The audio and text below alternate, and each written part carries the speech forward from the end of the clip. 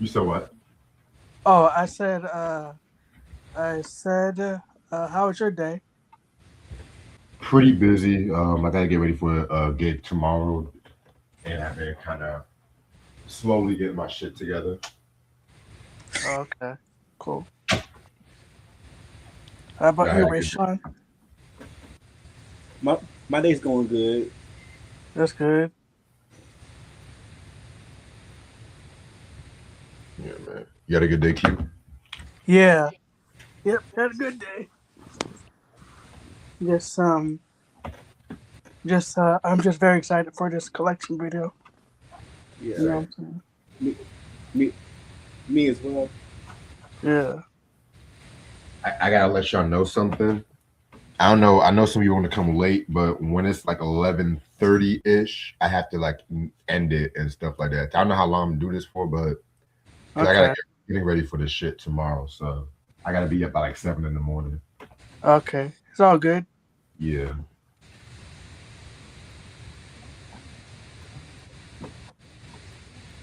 All right. I'm about to start in about 5 minutes.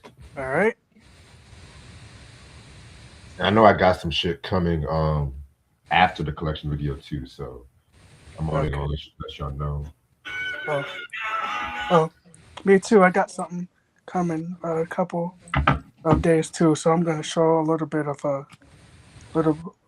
I'm gonna show. I'm gonna show a small amount of my new stuff I got, Gotcha. but um, I've got a lot, but I can show you a small amount.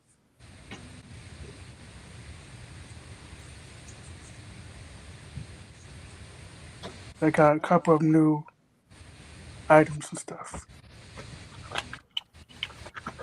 What's good, Mark Nash? What's good? How's your day been, Reg? You said, how's my day? Yeah, Pretty busy, but good. that's good.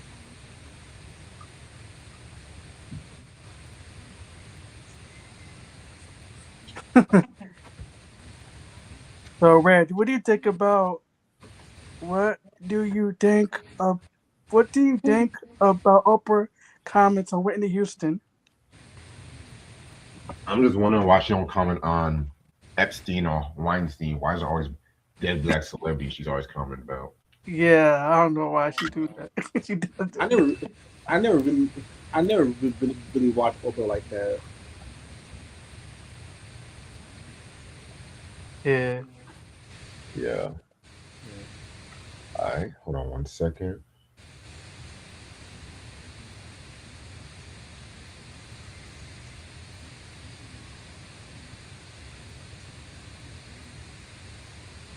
All right.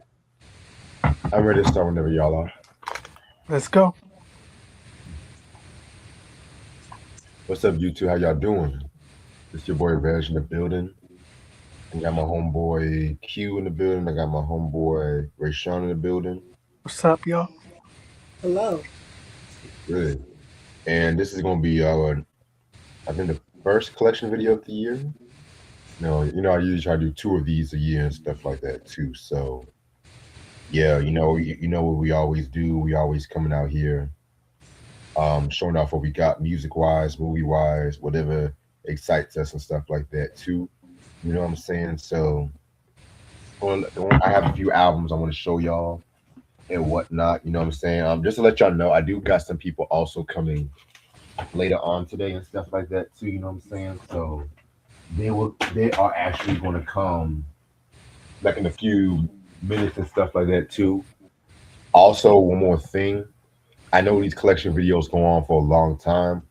I'm gonna try to do it an 11:30 cutoff and stuff like that too. You know what I'm saying? Because I gotta wake up early in the morning and stuff like that too. You know what I'm saying? So I know some people are gonna come like around 9:30, 10 o'clock. So just letting y'all know.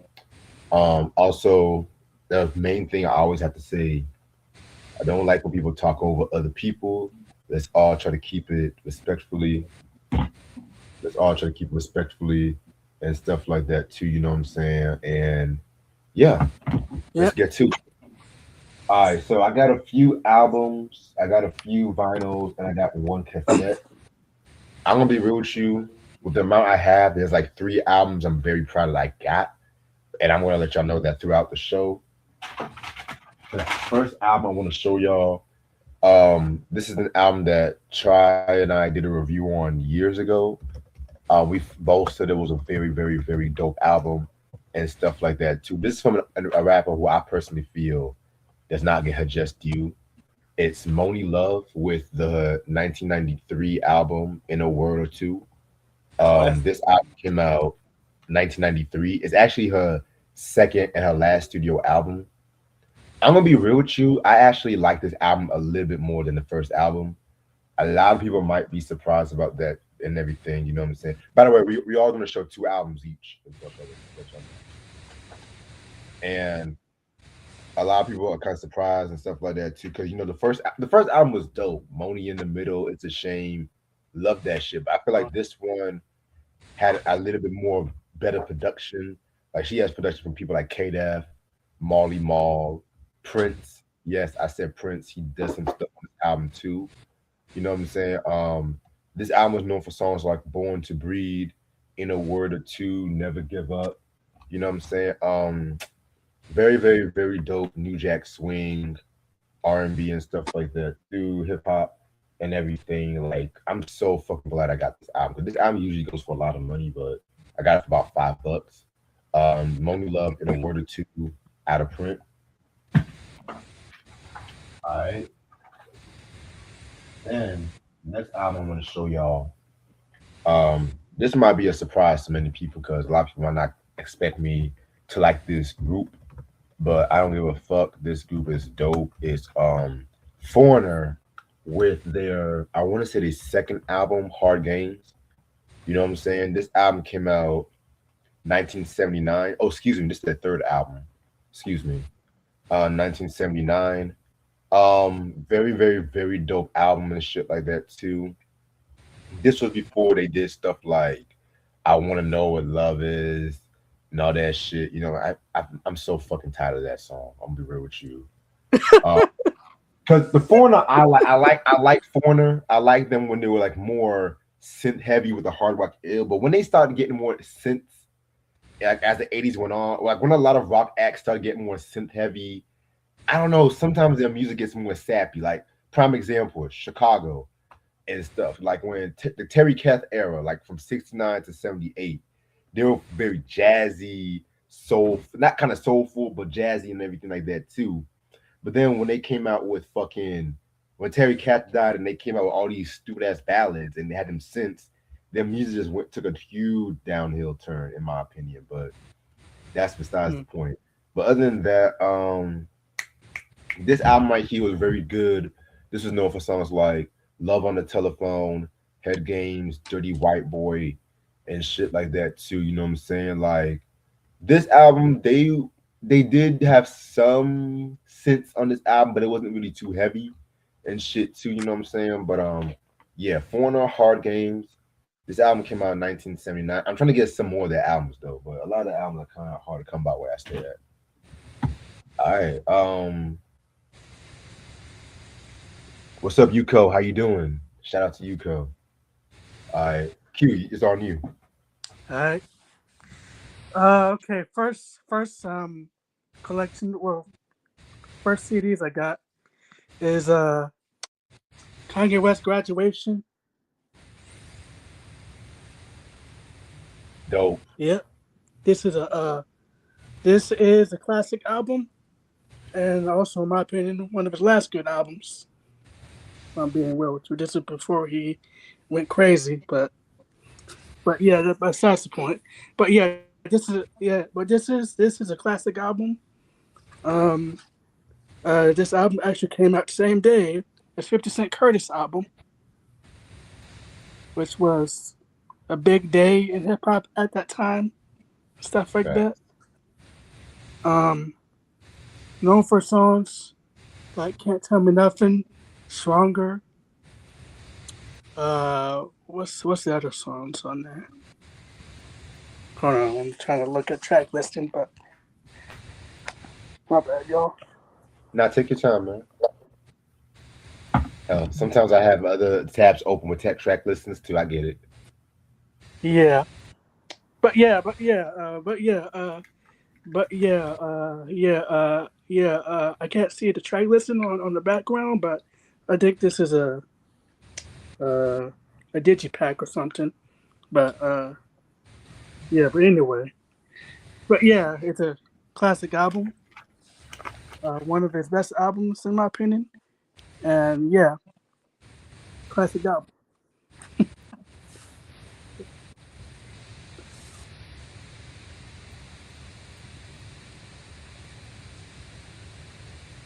All Oh, you can. right. There's two apiece. You can show two apiece. Oh, two. Okay, sorry. Okay. Next album I got is a Michael Jackson Thriller 25th anniversary. Nice. Legend. I think this was around the time Thriller turned 25 back in '08. But it also features some unreleased songs that didn't make the album. But I'm surprised it don't have a carousel on here. But that's on the 2001 edition. 2001 edition. Um, but yeah, it's it's known for songs like "Want to Be Started Something," "Baby Be Mine," and "Girl Is Mine," and "Thriller," "Beat It," all that stuff, right? And you got the remixes of "Beat It" with Fergie and Billie Jean with Kanye West. And there is an unreleased song that was supposed to be on Thriller, but well, unreleased song that was supposed to be on Dangerous, but but it but it but it but it was on the Thriller Deluxe edition. It's called "For All Time." So yeah, and also has a DVD version of Motown 25 and the music videos for Billie Jean, Thriller, and also Beat It and stuff like that. But yeah, very very dope anniversary edition. Um, as far as the 2024 edition, I kind of have a mixed feelings about that because on because because because if y'all could tell from this cover and the the golden disc cover, it's kind of different, right? And it also it also got released tracks on there like the Billie Jean demo version and stuff like that. But yeah, did y'all check out the Thriller documentary by the way that came out around that time? Yes, sir. Yeah. Uh, yeah. I actually saw the documentary. I think well, actually, in my opinion, it could have been better. They actually, they they actually skipped through a lot in that documentary. But yeah, overall, it's a okay documentary. But yeah, Michael Jackson, Thriller 25, released in 2008. You know what I mean? Uh, and this might be a surprise. Um, I don't know what the name of the group is, but uh, Oh this wait. is called uh, Indigo Oh, 100 in Rise. Oh, that's dope. Yeah. Uh, I actually never heard this album in a while, but um, but I do like some songs on there, like "Good Love," "Husband and Ride," "Rose," "Back Away Life," and "Every Day." But yeah, this is a good album, you know, and stuff like that. Um, Alright. I Alright. I think I got a couple more. What? Yeah. Let Rayshawn go and shoot. Okay. all right. So For this manga, um, this is from the not like the late, no, the early '90s. This is part of this whole manga takes place in the Clamp universe, particularly in Clamp School, and we're going with Clamp School detectives. Oh, Yep, written by Clamp. Um, they are an all-female manga group from Japan. They're very famous. Written, written whole bodies of work. This one takes place in the same universe as X, which and speaking of in X, the main characters, Suo, Akira, and Nokuru, they all appear in the manga in X, which X is all about the end of days in 1999, the Y2K era, and Clinical Detectives is pretty much about three elementary school students in clinical school in Tokyo, where they solve school related mysteries to keep the female population in clinical school safe. So it's a pretty simple story. It's a cute story, very easy to follow. So yeah, that's clinical school detectives, and my next manga is one of their darker series, and also famous for its very tragic ending, which led to the apocalyptic manga of X, and it's Tokyo Babylon. nice. Yep. So with this one, this centers around the whole where Tokyo, everything changes in the '80s. Where, let's be real, the '80s was not as glamorous as people make it out to be. Well, late '80s to early '90s, where the whole Cold War thing, the whole bubble economic in Japan, like crazy years. So this one follows Subaru. He's a 16-year-old medium, or on Onmyoji in Japanese, where he exercised demons and in order to keep Tokyo safe. But there's also like other deeper, darker, unsettling deeper, darker, unsettling secrets and mysteries within the world that he's saving, especially when it comes down to Seichiro, who I'm not gonna spoil, but it led to one of the most tragic endings in the manga, which led to X right here. And these take place in the same. So X is the sequel, Tokyo Babylon is the prequel. So yeah, that's Tokyo Babylon. Okay, dope, dope. All right. Now,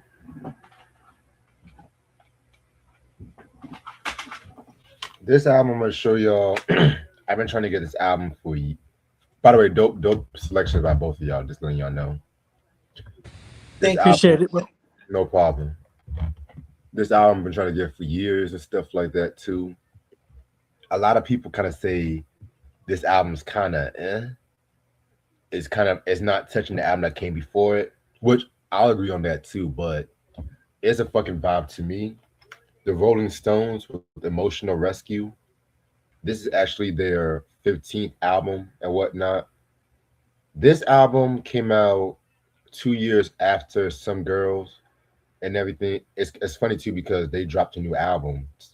I think they're gonna drop a new album in the next couple of weeks and shit. So this album came out 2 years after Some Girls, which I feel like is a very dope album. And a lot of these songs was recorded like in the 70s and stuff like that too, and it definitely has a more dancey disco kind of feel compared to some girls because we people always say some girls is a disco album. It had like a one disco song which is Miss You, and even that alone is not as disco as people make it out to be. Okay, Tri said he's on his way. Okay, cool. People alone, it's not as disco as people make it out to be because it still had that traditional stone sound and shit. But yeah, man. This album right here was recorded and everything like that too. This is known for songs like "Emotional Rescue," which I've always loved that song, especially Mick Jagger singing on that one. She's so cold, all about you, Indian Girl Dance Part One. You know what I'm saying? Just a little, just to let y'all know. Um, Songs like Hang Fire, Little TNA, and No Use in Crying, which was on the Tattoo You album that came out 1 year later, which classic album. Those were recorded for this album as well too. Just letting y'all know. But overall, very dope album. It's not like their best material, but I feel like this album definitely captured that New York disco vibe and everything like that too. You know what I'm saying? I mean, I feel like if they would have came out with this one at 79, late 79, it might have felt a little bit better. But because at that time the whole disco demolition happened, which I'm gonna be real with you, that whole disco demolition was not attack disco music. They were trying to attack like a lot of black music. If you really like look it up and shit like that too, because a lot of the albums that they were bringing out was like black albums, like soul album, like Marvin Gaye and Stevie Wonder. But that's another story. I might do a whole video about that. But yeah, the Stones in the '80s, man, they were still putting out heat and shit. But yeah, very dope album. And then this Yeah. album, I already got this album and stuff like that too. But the original version I got does not have an album cover, and you know me, I'm more of a completist. It's Ghostface Killer with Iron Man. This album came Classic. out in 1996. Yes, it is a classic album and whatnot. Now I do have this album. I had this album for years, but it does not have the cover. The dude I bought it from did not give me the cover, even though Oh, the really? version I yeah, even though the version I got is like the OG version. This I think this is the OG version too, and everything because Okay. it has after the smoke is clear. Because I think in like future reprints of this album, most specifically the 2001 reissue, they had to get rid of that song. I think because the hold on, wait a minute. I think because the Sam Cooke sample. I think it's Sample clearances. yeah. Hold on. No, I take that back. This is not an OG. This is a reissue because it's the Soul Controller and the OG version I have and whatnot. Which I'm gonna pull that out because I'm taking some albums out to put in the shelves in a minute. That Okay. has Soul Controller. This version does not have Soul Controller, so that makes perfect Hmm. sense. So this is actually the I mean, this version did come out in '96, but I gotta look it up on Discogs, the serial number. But thank God for Discogs, though. You know what I'm saying? But Yeah. if you guys do have the OG version with Soul Controller, that is the collector's item right there. Very dope. But back to this album, very dope album. I've done reviews on this album, talked about this album religiously. This was known for songs like Daytona 500, Black Jesus, After the Smoke is Clear, Poisonous Darts, Box in Hand. You know what I'm saying? I mean, I should not waste a lot of time on this album and everything like that too. You know what I'm saying? But at the same time too, it's funny because Ghostface in interviews said he never liked this album. He felt like he rushed it and everything Really like that too. Yeah, and he said interesting. he didn't like the way his voice sounded on his record and stuff like that too. Because you got to remember, this was around the time when RZA had one of his most infamous floods. I think he had like two floods. I'm just like, God Oh, damn. Lord. Yeah. And originally they were supposed to have dropped, I think, Inspector Deck's album after Liquid Swords, but that was one of the casualties from the flood and everything. And they felt like he felt like he rushed this album. But I'm gonna be real Mm. with you. This is a fucking with all due respect to Ghost, fucking masterpiece. I feel like Yeah. this might be my second or first favorite album because it goes back and forth with Supreme Clientele. You know what I'm saying? To me, it's gonna be Supreme, either Supreme or Iron Man as my number one or two. My number three, Fish Scale. Number four, I'm gonna have to say Bulletproof Wallets, and I'm gonna include the unreleased version too with all the samples and stuff like. Even though I love Bulletproof Wallets, but the non-retail version of that album, if you know, you know. That's all I gotta say. But this album is still in print. So it's mostly get this whenever you can find it. Ghostface Killer, Iron Man.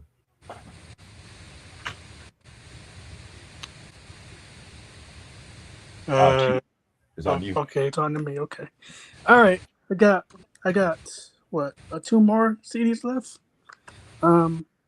Okay, I got All for One. Ooh, dope. Wait. You got All for One by Brand Nubian? No. See, I got. It's the R&B group. Oh, okay. I was about to say, okay, damn, Q. It's R&B. I was about to say, But, shit. Huh? No, go ahead. Oh, okay. But yeah,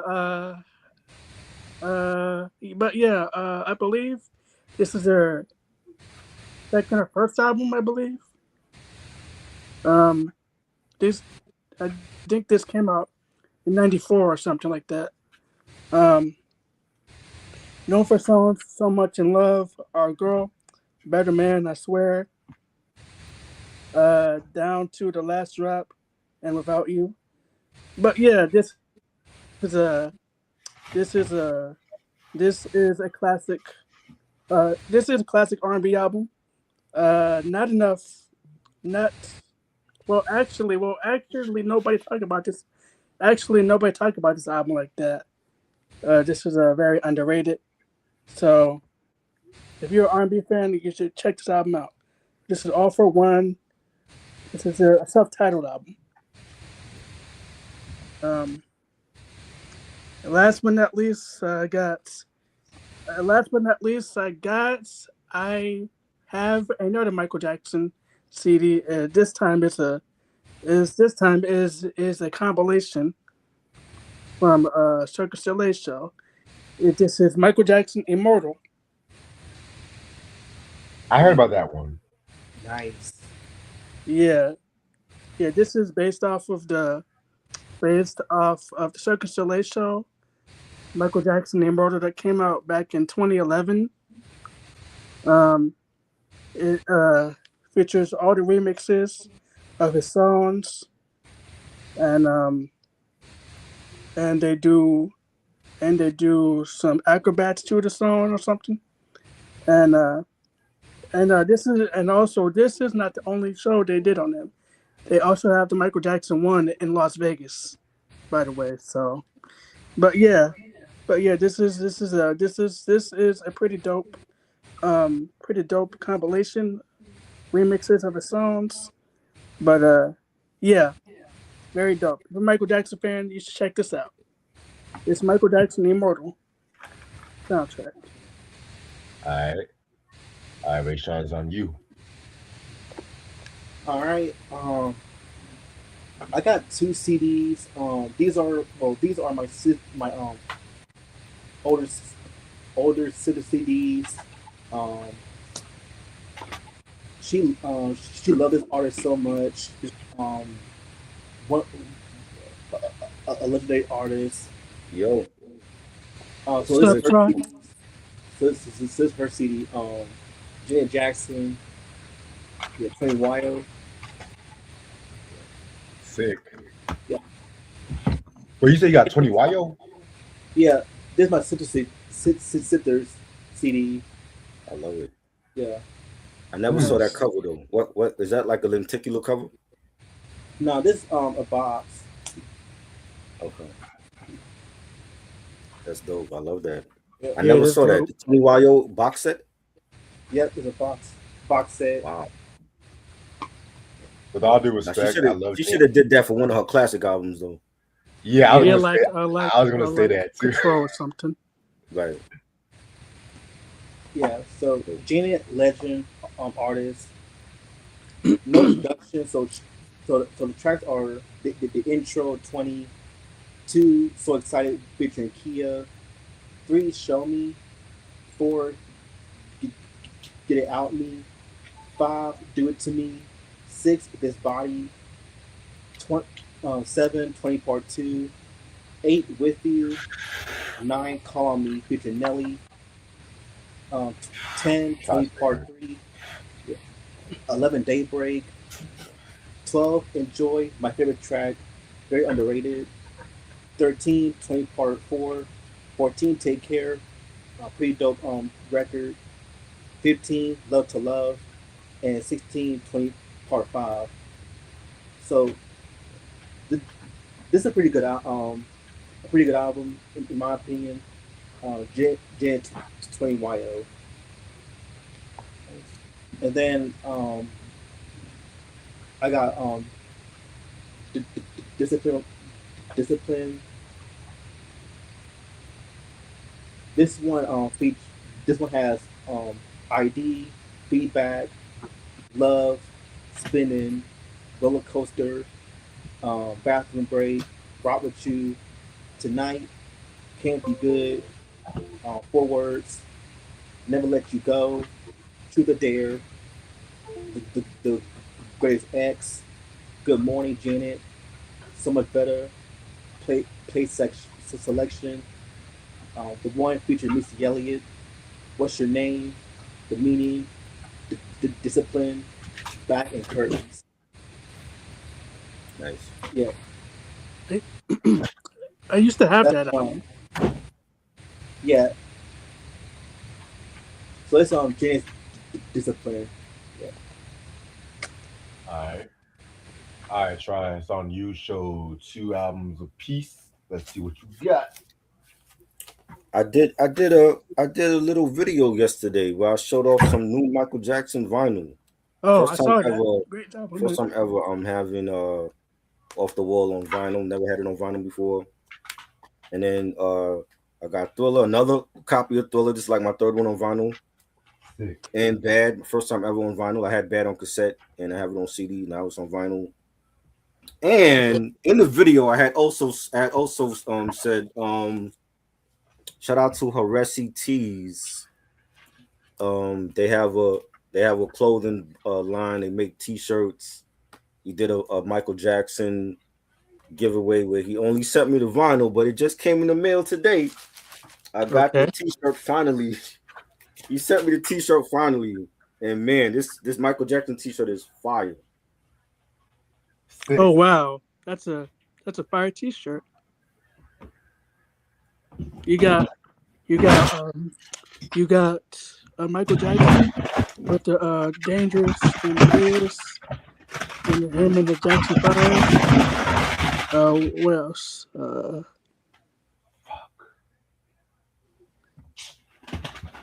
Yeah, you got everything on there. Oh, and you got Michael Jackson wearing Everything. the, It the just came in the mail. Shout out to him.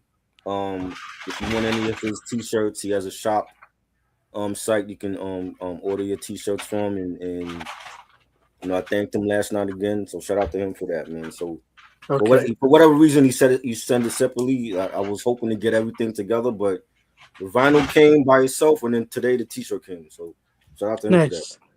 I got to hit him up on that. Yeah, for sure. He has an Instagram page also. Okay, I'll follow him. All right. You already showed your 2? Yes. All right, bet. I Okay, guess well, it's on you, buddy. give me Oh, 1 second. I just had anyways. a CD fall in my room, so give me one quick second. All right. All right. So I got 2 albums I'm going to show you on this round. That's what I initially said. All right. And I also saw a couple of CDs too. Gotcha. So this album right here, me and Try were having a joke about this the other day, and I pretty much have seen this album in stores for years. and stuff like that too. I'm not really a biggest fan of this album. I'm a completist, you guys know. And just recently, this rapper celebrated the 30th anniversary I'm gonna of. send the link to Red so he can put it in the chat. Somebody's asking for the link to buy the t-shirt. Okay, and this rapper pretty much celebrated the 30th anniversary of his first album yesterday. Is Jay-Z with Blueprint 2 Oh yeah, and you shit. did tell me. You did show me that. Hold Oh on. Lord, why did you Hold on. buy that? Where the hell did everybody go? I don't know. Whatever. Why did you buy that? I mean, I was just like, you How know much? what? I want to know. Number one, I want to know why you bought it, and number two, was it cheap? Yeah, it was cheap. Okay, was it like $5? Like $10. $10? That's still way too much for that. Sorry, y'all. The sound went out. I mean, for the most part, I saw this album for like $13. So Oh, yeah. Now you guys should know I'm not really the biggest fan of this album right here and everything like that too, but it does have some heat. Hell, even the CD's falling apart now. Great, okay. It does have some heat and whatnot. It does have some heat. It's not touching the first Blueprint. I don't think nothing would and stuff like that too. But this album came out with songs like Excuse Me Miss, you know what I'm saying? 2003 Bonnie and Clyde featuring Beyonce. I fucking hate that song. Me too. Yeah. Meet the Parents. Love that record. Um, you know what I'm saying? Very, very, very dope. You know, you have Guns and Roses with Lenny Kravitz. They have the You Don't Know remix with MOP. I'm gonna be real with you. The second disc, while not perfect, is my favorite of the other discs and stuff like that too. I felt the first disc had a bit too much filler, and of course, we all know they came out with that Blueprint 2 diss track against Nas, which I always fuck with that diss track and everything like that. He should have came out with that except for Super Ugly, but yeah. because I don't know why Super Ugly gets a lot of love, but that one gets a lot of hate. But that's besides the point.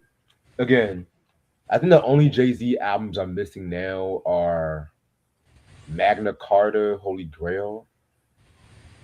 I think that's the only one I'm missing in my collection. And I'm not gonna count the R. Kelly albums and stuff. I might just get if I do see Best of Both Worlds, I might just get that for fuck's sakes. But yeah, after all these years, this has finally entered the collection. So Jay Z's Blueprint 2. Burn it up. Came out in 2000.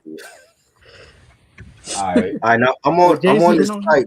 Hold it's yeah. I got 2 albums. I got one more to show you. Oh, okay. Something good, I hope. Shit. So this next is an R&B album from the 90s and stuff like that too. You know what I'm saying? They were signed under Madonna's label. And shit. You know what I'm saying? It's UNV with Something's Going On. This came out in 1993. UNV, they consist of brothers John and Sean Poe and John Clay and Demetrius Pete. They were really best known for the song Something's Going On. That song and shit. You know what I'm saying? I hate to say it, but they were pretty much like one hit wonders. I hate to say it, but that song right here, that was a big song. They were signed under Madonna's Maverick label, which also had acts like Michelle and Diocello and shit. So this album was actually not bad if you want that typical 90s R&B suit and vest R&B that they were kind of doing at that time. When Will I Know? Who Will It Be? Gonna Give You What You Want and everything. I'm not gonna act like I'm the biggest fan, but I'm glad I got this record right here. This is UNV with Something's Going On, 1993. This album is out of print. All right. I remember them. You said what? I remember that group, but yeah, they didn't drop a lot of stuff after that. Yeah, they didn't. I never heard of them. So. Yeah, R&B. All right. So what were you saying before I cut you off? I'm sorry. Oh yeah, I was saying the Haresi Tees shop is online. The Michael Jackson T-shirt is sold out. That's gone already. But he has I know Ray Strong gonna like this. He has a lot of anime stuff. He has a Dragon Ball Z T-shirt. That's only if you want part of his Discord. It's a Discord exclusive for $30. He has he has a pre-order for upcoming Sonic and Tails T-shirt that's coming out. He has a Marvel versus Capcom T-shirt coming out, and he has a self-portrait of Gundam, the Gundam robots. He has a self-portrait Gundam tee that's coming out, and he has some sticker packs. But the Michael Jackson tee is already sold out. That's $50. It's already gone. And I just posted the link on my channel too. That's the link to his website, and he's also on Instagram at haresi.tees, and you can hit him up and ask him about the t-shirts. Okay. Thanks, man. All right, so Q, it's on you. Okay. This time I got some DVDs. First one, well, yeah, I got a couple Michael Jackson DVDs. Michael Jackson's the man of the hour. Shit. Yep. First one is the Vids. Nice. Ooh. Diana Ross. I never seen that on DVD. Classic. Yeah, I got this years ago, maybe something like that. But yeah, this is a remake of the Wizard of Oz with a all African American cast. Yep. So this stars Diana Ross, Nipsey Russell. Who else? Tim Roth. But yeah, this is a classic movie. Mm-hmm. Classic movie. Recommend y'all buy this if you're a Michael Jackson fan. So yeah, check this out. The Wiz, 1970. And remember, the play originally had Stephanie Mills, and they got rid of her for Diana Ross. Yeah, that's in the Off the Wall documentary. Yeah. Next Michael Jackson documentary is kind of a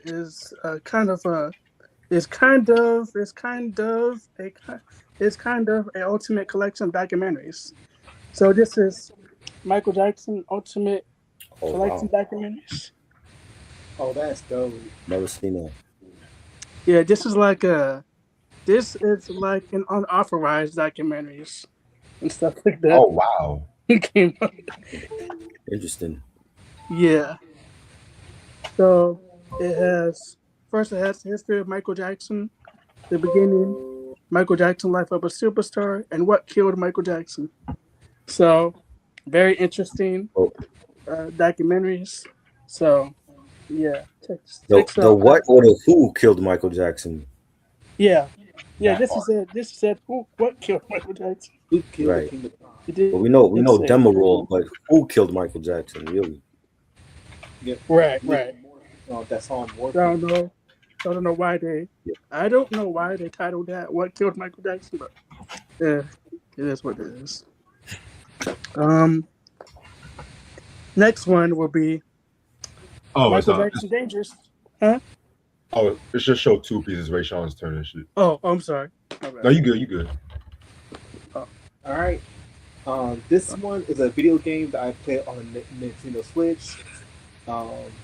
It is coming from one of the funniest cartoons of all time, South Park, The Fractured Butthole. I heard good things about that game. Oh, that's on the Switch. Yep, it's on. It's on Switch. Put on PC and PS. It's on every system. Right. This one takes place after the Stick of Truth, which is the prequel to this game. Yep. So this one is just all about So this one is based off of the Good Friends episode of South Park. Pretty much, Good Friends is like Marvel and Freedom Pals is like DC. So pretty much it's all about them. They got into like a fight pretty much. Who's gonna get the best franchise? Is it Freedom Friends or Freedom Pals? So it's a very good game. I beat the main story of the game, and Yeah. I'm waiting for the DLCs for it. So it's a very good game. South Park, Project Butthole, and I got a T-shirt, and this is from one of my favorite Cartoon Network shows. Oh, No, I love the fact that we all showing the shirts. Ed and Nettie. Ed and Eddie, motherfucker. Come on, Yeah, man. I love it. Yep. My favorite Canadian cartoon. Yep. Fire. Yes. Yep. There's nothing more to say about Ed and Nettie. Like it's a classic Cartoon Network show. I love all the characters. Well, except for Sarah, who's a bitch. But but I love the show. It's a classic. Yeah, Ed and Nettie. All right. Take it away, try. I got another shirt that's gonna blow your mind. Okay. From the 90s, the Wayne's Brothers show, a classic. What? One of my favorite sitcoms on the WB. I got a whole Wayne's Brothers shirt. Oh wow. Oh nice. I feel like I'm the only one without shirts. Shit. I got one. All four brothers. All I got four one else for brothers. you. And on the back you got more with the family. Yo, Hey, Mike. What's up, Mike? hey, Now, what's going on, this y'all? one is from Mike. What up? This one is from Chill Baby Worldwide. He's on Instagram. Another designer. He has a whole T-shirt line, and I believe this was like his first one ever. So shout out to Chill Baby Worldwide. Follow him on Instagram. I love the Wayne's Brothers. I'm gonna definitely be rocking this. Mike, I got a movie. I don't know if you saw this. Did you see Begonia? Have you seen Begonia with Emma Stone? I got the Begonia 4K, the 4K steelbook. Begonia was nominated. Emma Stone was nominated for an Oscar for this film last year. I think it's one of her best films. And I love the steelbook. I haven't even opened the steelbook yet. It's just still in the case. But if you haven't seen Begonia, definitely go check it out. Great sci-fi film.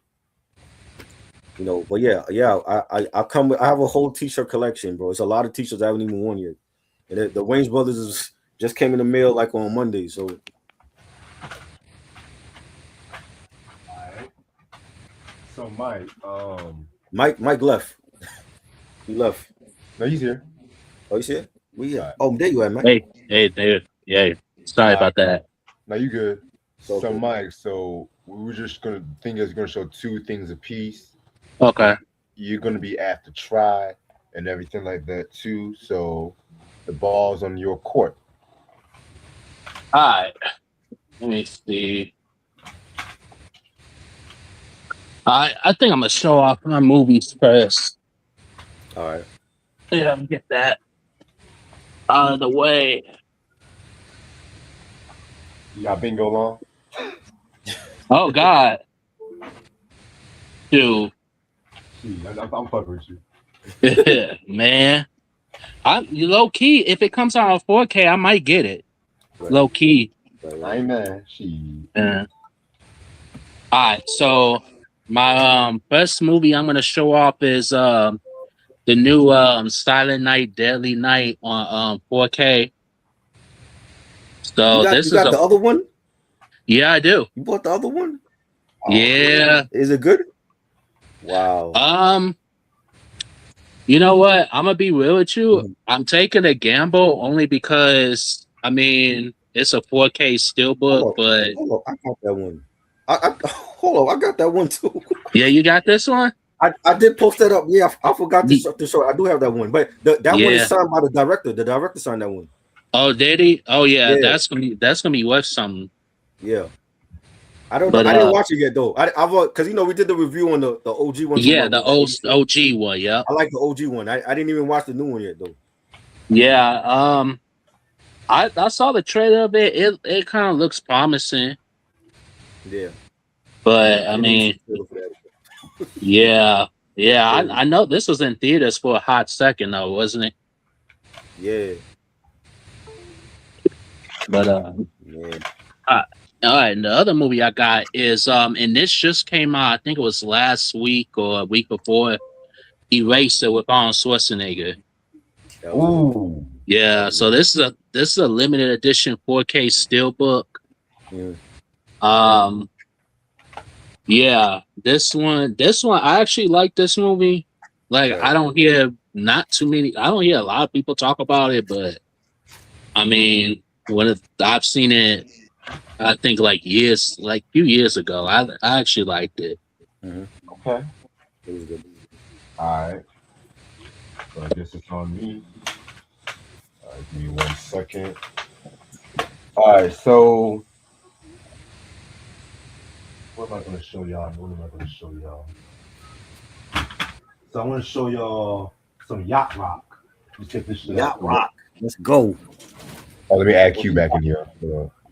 So this is a guy that had a very good debut album, but right after this debut album, MTV came out and he was like yesterday's news. I hate to say it. If you guys know who I'm talking about, you guys should know it's Christopher Cross with his Oh. self-titled album. I know I people don't gonna know look at me shit from like, him except for sailing, bro. remember Arthur theme? When you get lost into a good in New That York was him? City. That was Okay. him. That was him? Oh, okay. Oh When wow. you I ride know two songs from like the him. wind, ride like the wind. Dun, dun, dun. I Like don't if you hear remember that. a lot of the songs, it was on commercials and shit. You know what I'm Okay. saying? So yeah, a lot of niggas would look at me like Reggie likes Christopher Cross, but I just want to say Right? this: this is You don't like Justin white Timberlake? artist. This is a white artist, but some people on this platform say I don't like white artists. But you don't They like Justin go, Timberlake? Wow. yeah, because Christopher Cross is talented. So Oh wow. yeah, this is a classic album. This came out like literally December of 1979. A lot of people think this came out in like early 1980. It came out in 79. Um, this album has swept the Grammy Awards. It won Album of the Year. Like, let me show you the albums that it beat for Album of the Year that year. Y'all gonna be surprised. Billy Joel, Glass Houses. What? Love that Pink album. Floyd, The Wall. Oh, Frank Sinatra, Trilogy, Past, Present, and Future. And surprisingly, Barbara Streisand, Guilty. Wow. And you don't have to wow. be guilty. This album beat all the motherfuckers. It also won Record of the Year, Song of the Year, and Best New Artist. And he kind of did start that Best New Artist curse. A lot of people kind of did say that, but that's another story for a different day. Yeah, so this album is known for songs like Sailing, Say You'll Be Mine, Never Be the Same. You know what I'm saying? I mean, a lot of people have said that this is like among the best yacht rock albums and stuff like that too. Even though yacht rock really is a term that coined during the late 2000s, mid to early 20 teens, people were still calling it soft rock and everything like that. So I just want to keep it a buck with y'all and shit like that. They weren't calling this yacht rock back in '79 and shit. Right. And usually when they have them time out for infomercials, it's always love songs and they always have people in the boat and all that stuff. That's how I actually got into Christopher Cross, them damn infomercials and shit. But actually, I've had a lot of these artists I got from the Time Life infomercials. But very dope album. Now, you know what? Let's get to the hip hop side of things. Y'all gonna be surprised I got this one right here because I said a lot of shit about this label over the years. But when they do some heat, they do some heat. It's Murder Inc. Records. Irv Gotti presents The Murderers. You know what I'm saying? This album came out 2001. Excuse me, 2000. We've done a review on this album and stuff like that too. One of the best no Murder Inc. albums ever, and it's a short list. I can honestly say, you know, it's a short, very short list. But this album right here, it represents that dirty Murder Inc. Not the R&B playground Ashanti Ja Rule, not that bullshit. I mean, like the gutter, the street, the gutter, that fucking Murder Inc. You know what I'm saying? This was known for songs like Vita, Vita, Vita, and everything like that. That was, of course, done by Ja Rule. No, it was done by Vita and everything.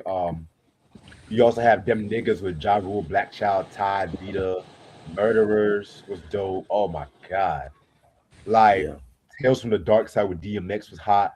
You know what I'm saying? Like this whole fucking album is crazy good. I forgot how good this album is. I like this album way better than the Irv Gotti Presents the Ink, which that one was good too, but that one was more polished and everything. This one is the Murder Inc. where these niggas was literally rapping from under the gutter and shit like that too. If you guys love Ja Rule's VD Vici album, which to me that's his one of my favorite Ja albums and shit, then you would definitely love this album.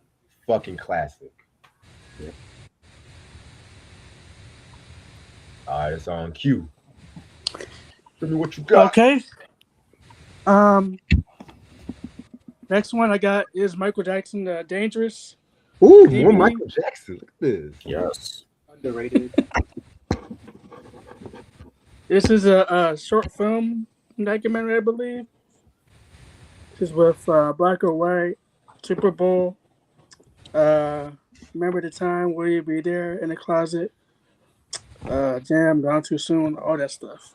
So this is basically like a short documentary of the making the Dangerous album, pretty much. Nice. But yeah, this is a good documentary. Very underrated album. Yep, Yeah. very underrated. Dope album too. And another underrated album, well, I got is Michael Jackson History Volume 2. Oh man. More Mike. Oh, More Mike. that's a I love classic. it. Yeah. I think this has featured all the videos from Thriller and Bad and Dangerous and Beat It. No, not Beat It. Burn on the Dance Floor. Stuff like that. This is a pretty much another short documentary making of the history album. So Yeah. yep. And I also got some T-shirts too. Wow. Okay. This is becoming a t-shirt live stream right now. Yep. The first one I got. Hold on. Let me. Yeah.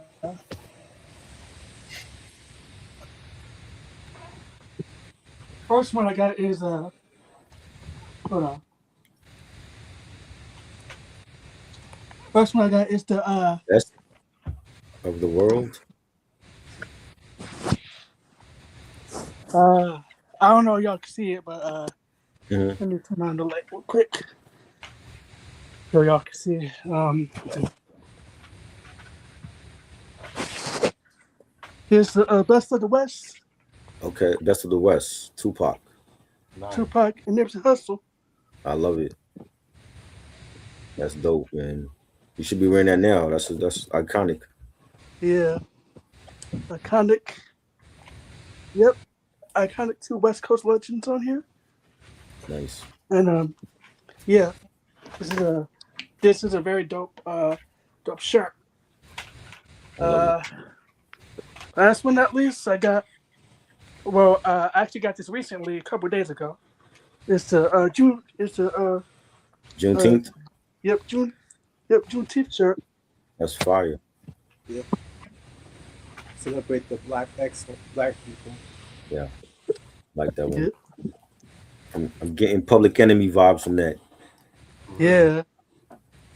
So give me vibes Like on here. power. Yeah, Huh?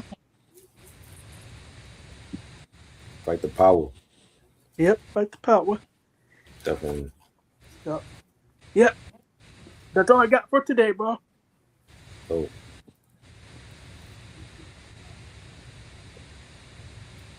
It's on Rayshawn. All right. Speaking of T-shirts, this is what I got right here. nice. I love cartoons T-shirt. Same. It says everything from Dennis the Menace It's got the gadget is on here. Wow. It's from Yeah, they got Mario, Chip and Dale, yeah, I Scrooge see. McDuck Come on, man. from DuckTales. They Mhm. got Captain Planet, Garfield. Nice. Um, they got Transformers, and even the Thundercats on here. Go. Classic. Yep. And this is and my next one. This is a hoodie that my parents bought for me, and it's the Peanut Game. Oh wow. Yep. The Peanut Game.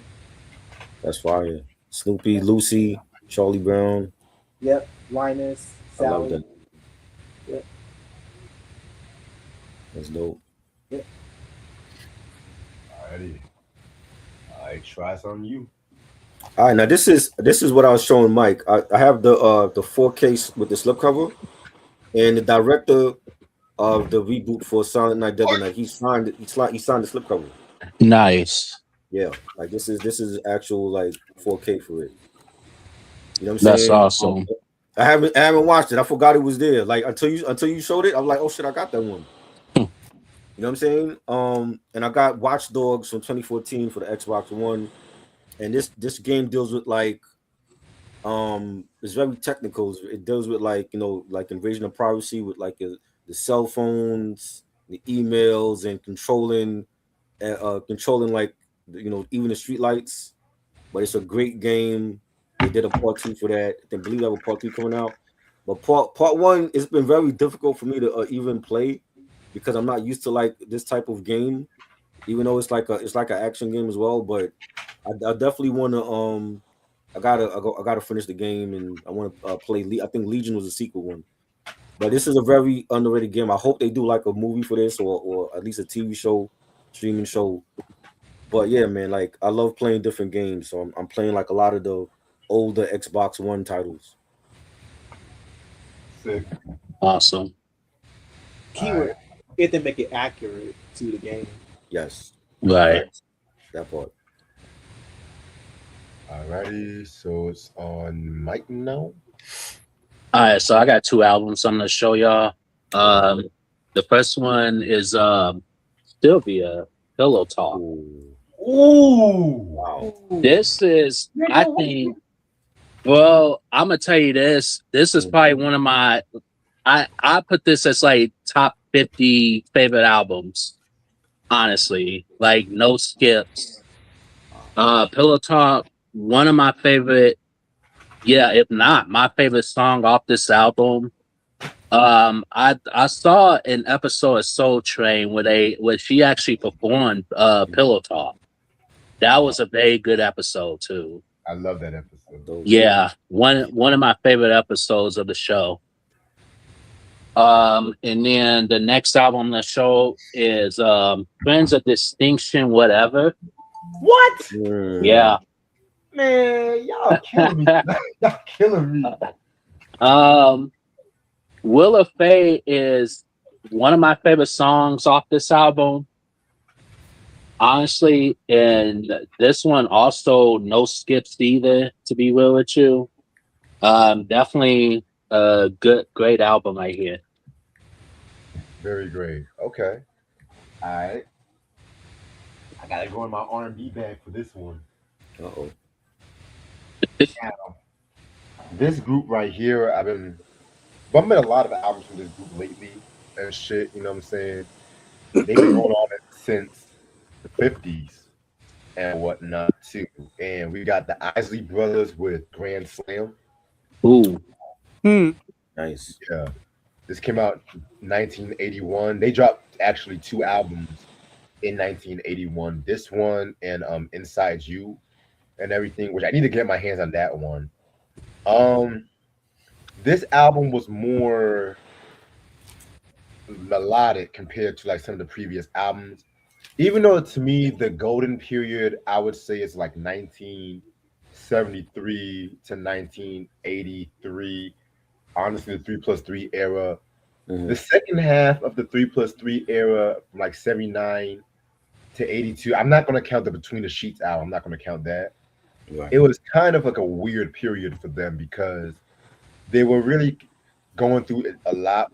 Like the older brothers, Ronald O'Kelly and Rudolph, were going at it with the younger brothers, Ernie, Chris Jasper, and Marvin, due to like songwriting rights and money issues, which Mm-hmm. it didn't really come to a head till Well, they dropped the. You said what?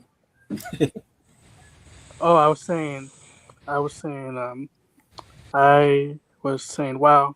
Yeah, it didn't Okay. really get to a peak till like 82, Uh, 83, but around this time, a lot of their albums, while good, you can tell they were like going through the motions and shit. But this Right. one right here was a pretty dope album. Like this was known for songs like "Tonight Is the Night," "Tonight Is the Night," "Bum Bum Bum." Very dope record. Hurry up, and what? I once had your love. Like the ballads on this album was a plus. I don't know what it was, but the ballads on this album was some of Chris Jasper's most underrated. And I'm gonna say Chris Jasper because he was the really the key ingredient to the songwriting and Right. whatnot too. You know what I'm saying? But very dope album. You can pretty much find this album. The most known version is like the compilation that they dropped from 59 to 83, the RCA Victor Teenage Album Masters. That's the best way to probably get this album. But the vinyl, I got this one for like $5, so it's relatively easy to find. So uh, Ozzy it, Brothers, Slam, Yeah. and uh, is that, uh, is that on Amazon? yeah, it's on Amazon. Okay. Yeah. Next album, this is an R&B classic right here. It's Case with Personal Conversation. Oh, classic. Wow. Classic. Yes, Great one. 1999. Yo, Case is that fucking dude, in my opinion. One of the most. He's a cat I don't hear niggas talk about when it comes to like that late '90s, early 2000s. They always talk about Jenny Wine, Donnell Jones, all good artists. I want to mention. Right.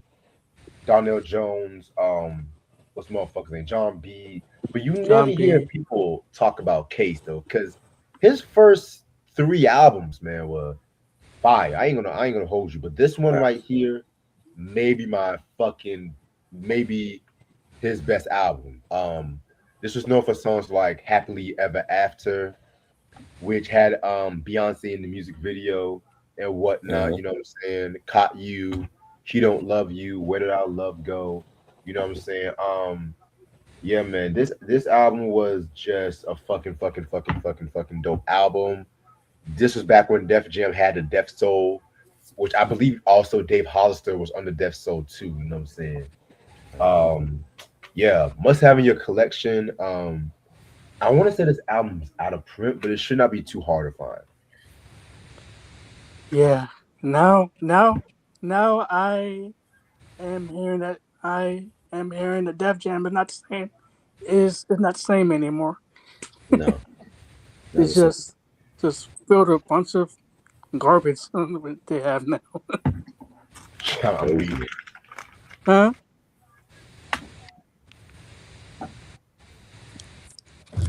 Oh, oh, I almost forgot. Actually got another item. Um, well, this one I got last week at a basketball game, and this is a baseball game cards. Ooh, Fire. Dope. Yeah. I actually got this when when um when uh when actually the Angels and Aids were playing, and Mm-hmm. and the guy gave me gave me these cards and stuff like that. I Nice. haven't opened them yet, but yeah, it's a pretty dope item. Yeah, yeah.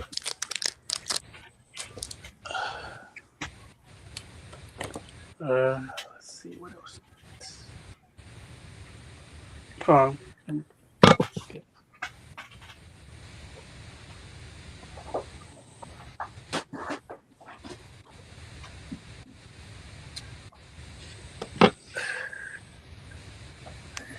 And I also got 2 movies too. First Okay. it would be Austin Powers, Goldfinger. Oh man. Yeah, this is with Mike Myers, Beyonce, Yeah. people like that. It's Classic. a Yeah. classic movie, and yeah, it's copied. Last one I got is a Taxi with Queen Latifah, I think I and saw that film. yeah, it's with Queen Latifah and Jimmy Fallon, I believe. Yeah, the Jimmy Fallon. Yeah, I haven't seen this movie in a while, but it's a pretty good movie. Right. But Yeah, that was pretty good. That was solid. yeah, that's a solid movie. But yeah, that's all I got.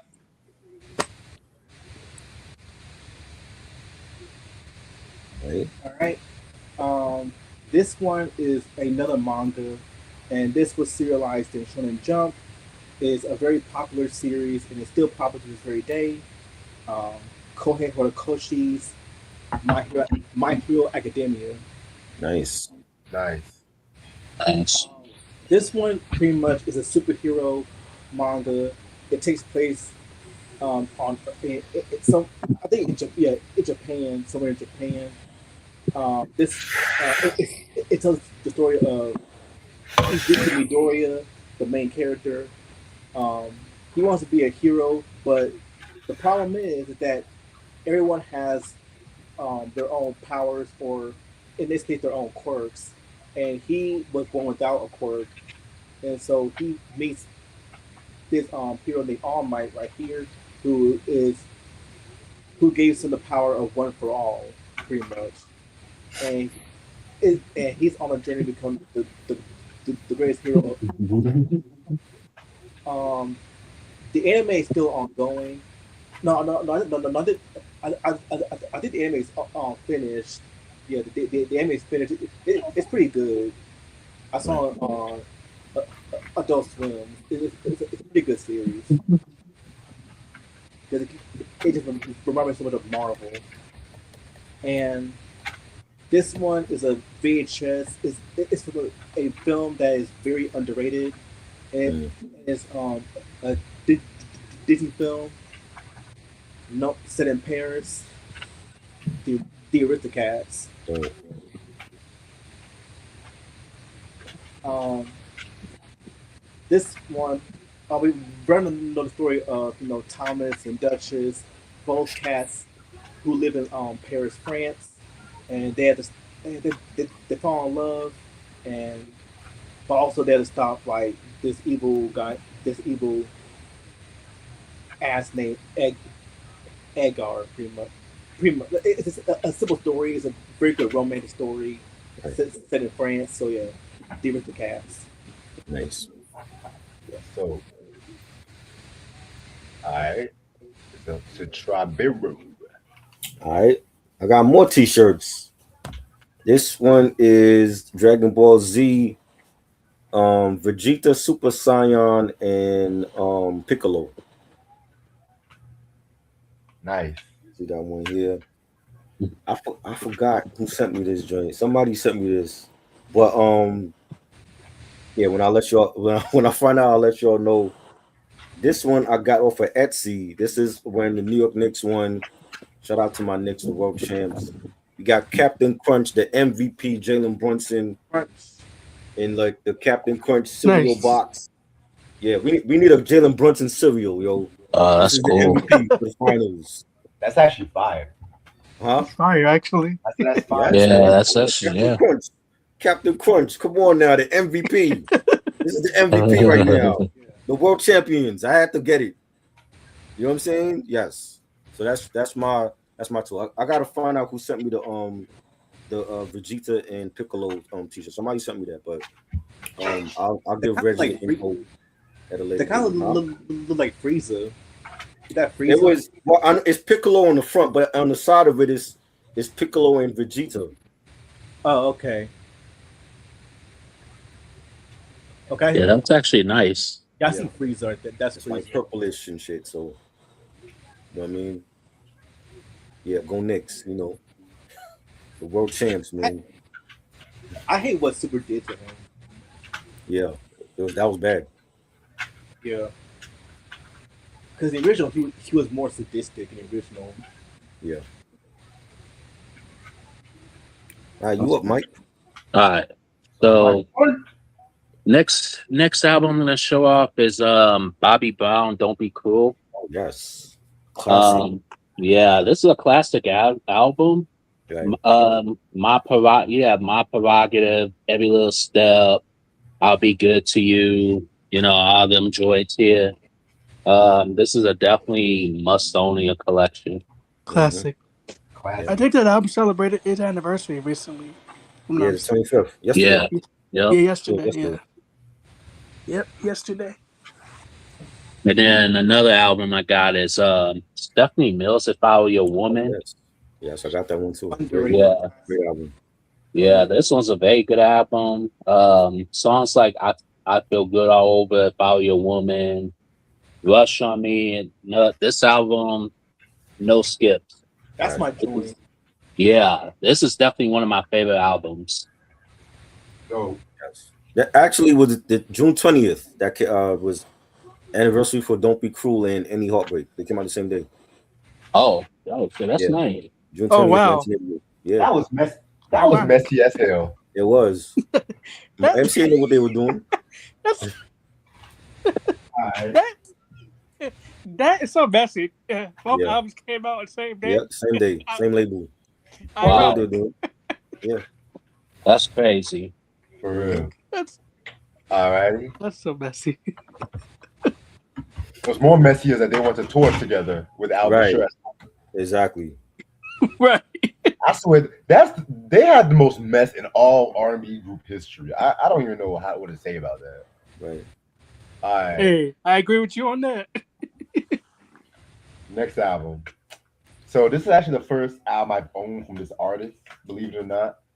And I'm actually grateful I got this album because I feel like this album does not get its just due. It's Lenny Kravitz with his first album, Let Love Rule. This album Nice. came out in 1989. Um, yes, Lenny Kravitz and everything like that. I had the chance to get his second album, the Mama Said album, Yeah. but I've missed on that opportunity and shit like that too. You know what I'm saying? But this was when he was definitely on his psychedelic era. Songs like Let Love Rule, Mhm. Fear, which was actually co-written by Lisa Bonet, whom he was married to at that time. You know what I'm saying? Mr. Cab Driver. You know, this album, while it's a good album, I'm gonna be real with you, is not really everyone's cup. I feel like Lenny Kravitz is really an artist. He's not really a lot of people's cup of tea because his style is very alternative. Before alternative became popular, I'm just gonna be real with you about that shit. Let's be 100% real. But my favorite albums from him are The Mama Said, Are You Gonna Go My Way, which we've talked about that album, Circus, 5. But this album is definitely, I would say, it's definitely a nice, solid four mic album. I definitely have to re-listen to this in recent. I have to re-listen to that sometime. I need to get some more albums from Lenny Kravitz and shit too. But yeah, this is actually his first album. All right, next album. I'm so glad I got this album because I told people I was going to review this album really when I got it. It's a rock group that I like and try and don't really care for, which is I'm surprised. And shit, it's Cream with the Oh, Wheels Lord. of Fire. Oh no. Oh wow. Yes. I finally got this album. I got the first album, Fresh Cream, the second album, Disraeli Gears, which I got that on CD, and I got the fourth album, Goodbye. So this is the only one I was missing. Very, very, very dope album and everything like that too. You know what I'm saying? This is actually a double album and stuff too. The first half, the first two discs are like the studio songs. The third and fourth is like the live at Fillmore East and shit like that too. Very dope album. To me, this is like their magnum opus. I know a lot of people say Disraeli Gears and everything like that too. You know what I'm saying? Which that's actually my second favorite, but this one right here, everybody was on point. I mean, songs like White Room, classic joint right here, and everything like that too. Politician, dun dun dun dun dun dun dun dun dun. Dun. I love that one. Sitting on Top of the World, one of Eric Clapton's best solos, in my opinion. Born Under a Sign, even the live version of Crossroads. Oh, the live version of Crossroads. Oh my god. Like nigga, are you fucking kidding me right now? I mean,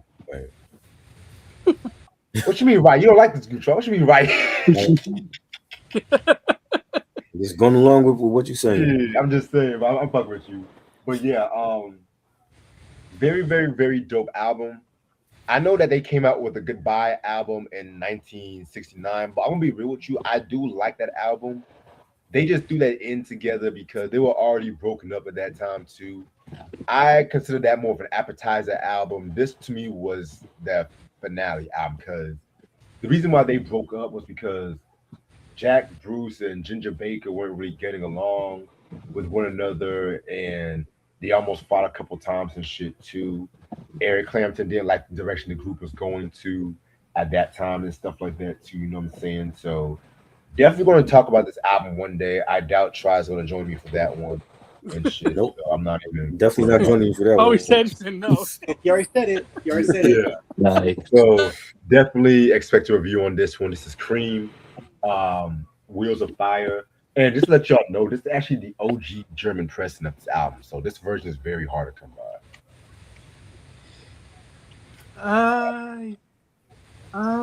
You know what I was thinking about? What's the worst? What is the worst breakup in music history? Well, especially hip hop history. Got to be the Fugees and NWA, or maybe the Leaders of New School or something like that. Mm. Honestly, the worst breakup, I would say Dipset. Dipset. Oh, Dipset? Really?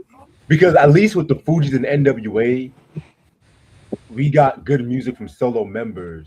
Dipset, their fall off right now, especially with what Jim Jones and Cameron and Jewels, especially with that whole versus shit. I mean, they just really going out sad. At least with NWA, we got dope solo work from Easy, Yeah, Q, I'll give them that. and they got at least they got back together and they still talking to one another. Dipset, I can't even explain what's going on with that shit. Yeah, and the Fugees, nope, different story. It's on Q. Okay, I think I got some cologne I want to show y'all. Oh, this is the Special first, All right. this is the Alone. first of sales history. Okay. Let's go. Yep, Come on. Gotta I'm smoke coming this. in with my cologne bag. Okay, Today. Q. Look at you. Know what I'm saying? I'm loving it. I'm loving it. Okay, first one I got is blue cologne. One's pretty nice. Man. oh, nice. Okay. Next one I got is another one. Loving it. So, And I got the Adidas cologne.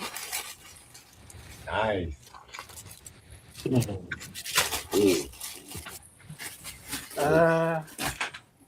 I see. And I got the one OK cologne.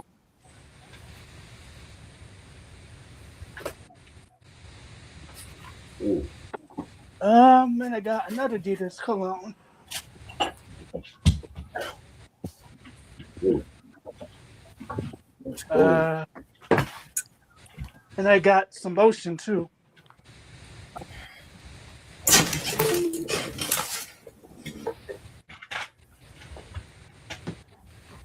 I got some deodorant.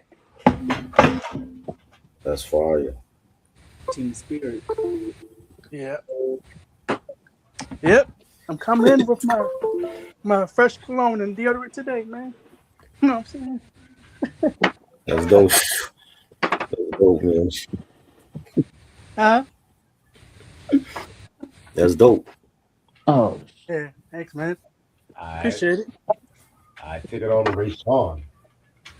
All right. Um, this is another shonen manga. Um, I watched the anime for it as well.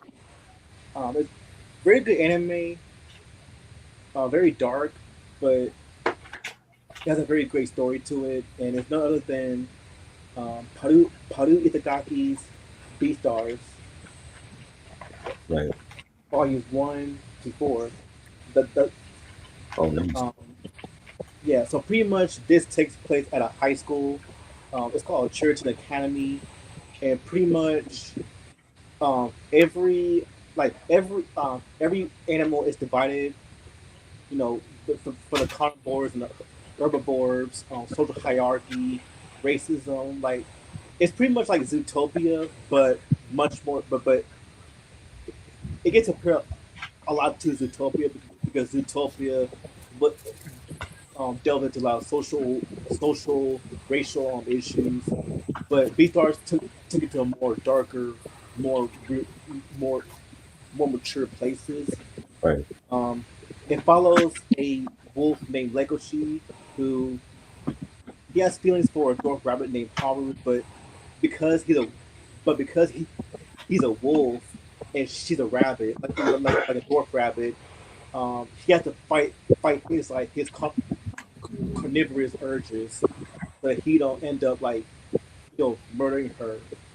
And and yes, it does follow with the murder at the school, Mm. and they try to come up who murdered who, and how the murder started, and but also like um other incidents that happened within Right. the world of Star. So yeah, it's a very good story. Very good story.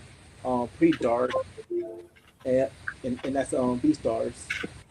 And then these are what I got from Comic Con.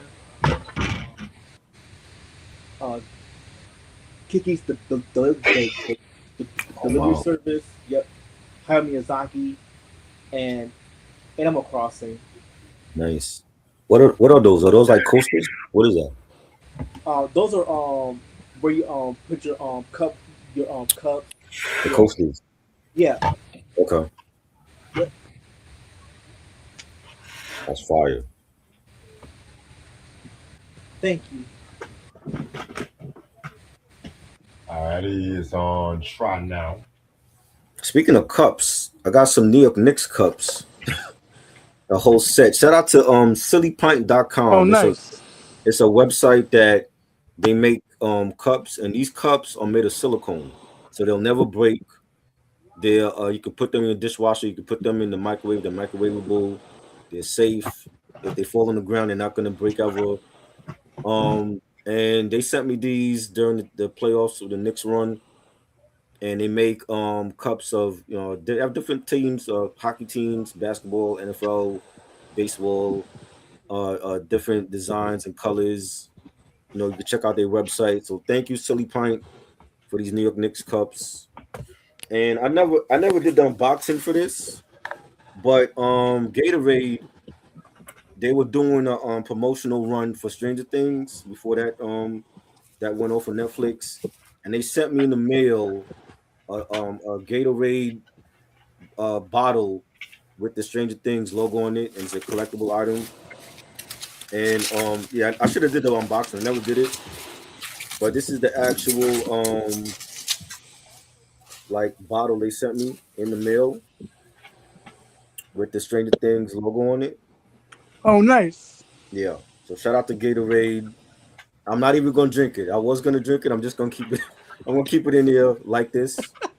It's a collector's item, but they But sent it in like a big ass box. I'm like, for this small bottle. They should have just sent me like a small But bottle in the mail, but they sent me like a huge Gatorade box with the bottle in it. But I just wrapped it up in the packaging. So shout so out to Gatorade. try, so try. Yo, You laugh at me when I don't open items, but you're not gonna drink out of a cup. what you mean? Oh, you mean not in the Knicks cup? No, I mean like when I have items, like when I have vinyls and shit, that I don't unwrap it. I just leave it still wrapped No, up. I mean, what I mean, because the expiration date is like in August. I could drink out of the whole thing and just keep the bottle, but I might just keep it just like this because it is from Gatorade. You know what I'm saying? I feel you. But yeah, but they were like they had like one of the promotions for Stranger Things. So I think they actually drank a Gatorade in the show too. So I just kept it like this. You know what I'm saying? I should have did a whole video for the unboxing, but I didn't do it. So I feel you. I'm just fucking with Yeah, you. yeah. All I had is a Powerade Gatorade. yeah, That's what I always drink. yeah. You know, you, you, you know, the blue drinks. All right, Mike, it's on you. All right. So this is the 40th anniversary of Top Gun. This is a limited edition 4K steelbook. Ooh, Very classic movie right here. I haven't seen the second one. I heard nothing but good things about the second Top Gun. yeah. But yeah, this one's directed by Tony Scott. This one stars Tom Cruise, Kelly McGillis, Val Kilmer, Anthony Edwards, Tom Skerritt, Meg Ryan. Yeah, a Yes. lot of lot of good people in this movie. Mm-hmm. But yeah, I definitely recommend it. One of the best movies of '86. Classic. And the next one, this one is also a limited edition 4K steelbook of the original Pro. This one stars Brandon Lee in his final movie. Um, the story with this one is he passed away because I think it was supposed to have been a prop gun, but it was actually a real gun that went off and killed him and stuff like that. Yeah, This one also stars Annie Hudson as well too.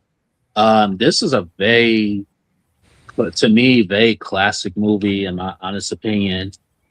I know they remade this one, and I'm gonna be honest with you, I don't even, I'm not even interested in seeing the remake. It's not worth it.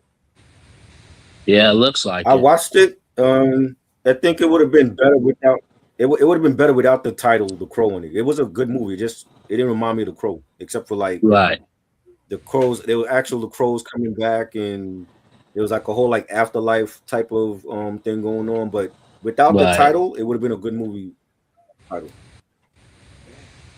Yeah. Rest in peace, Brandon Lee. right.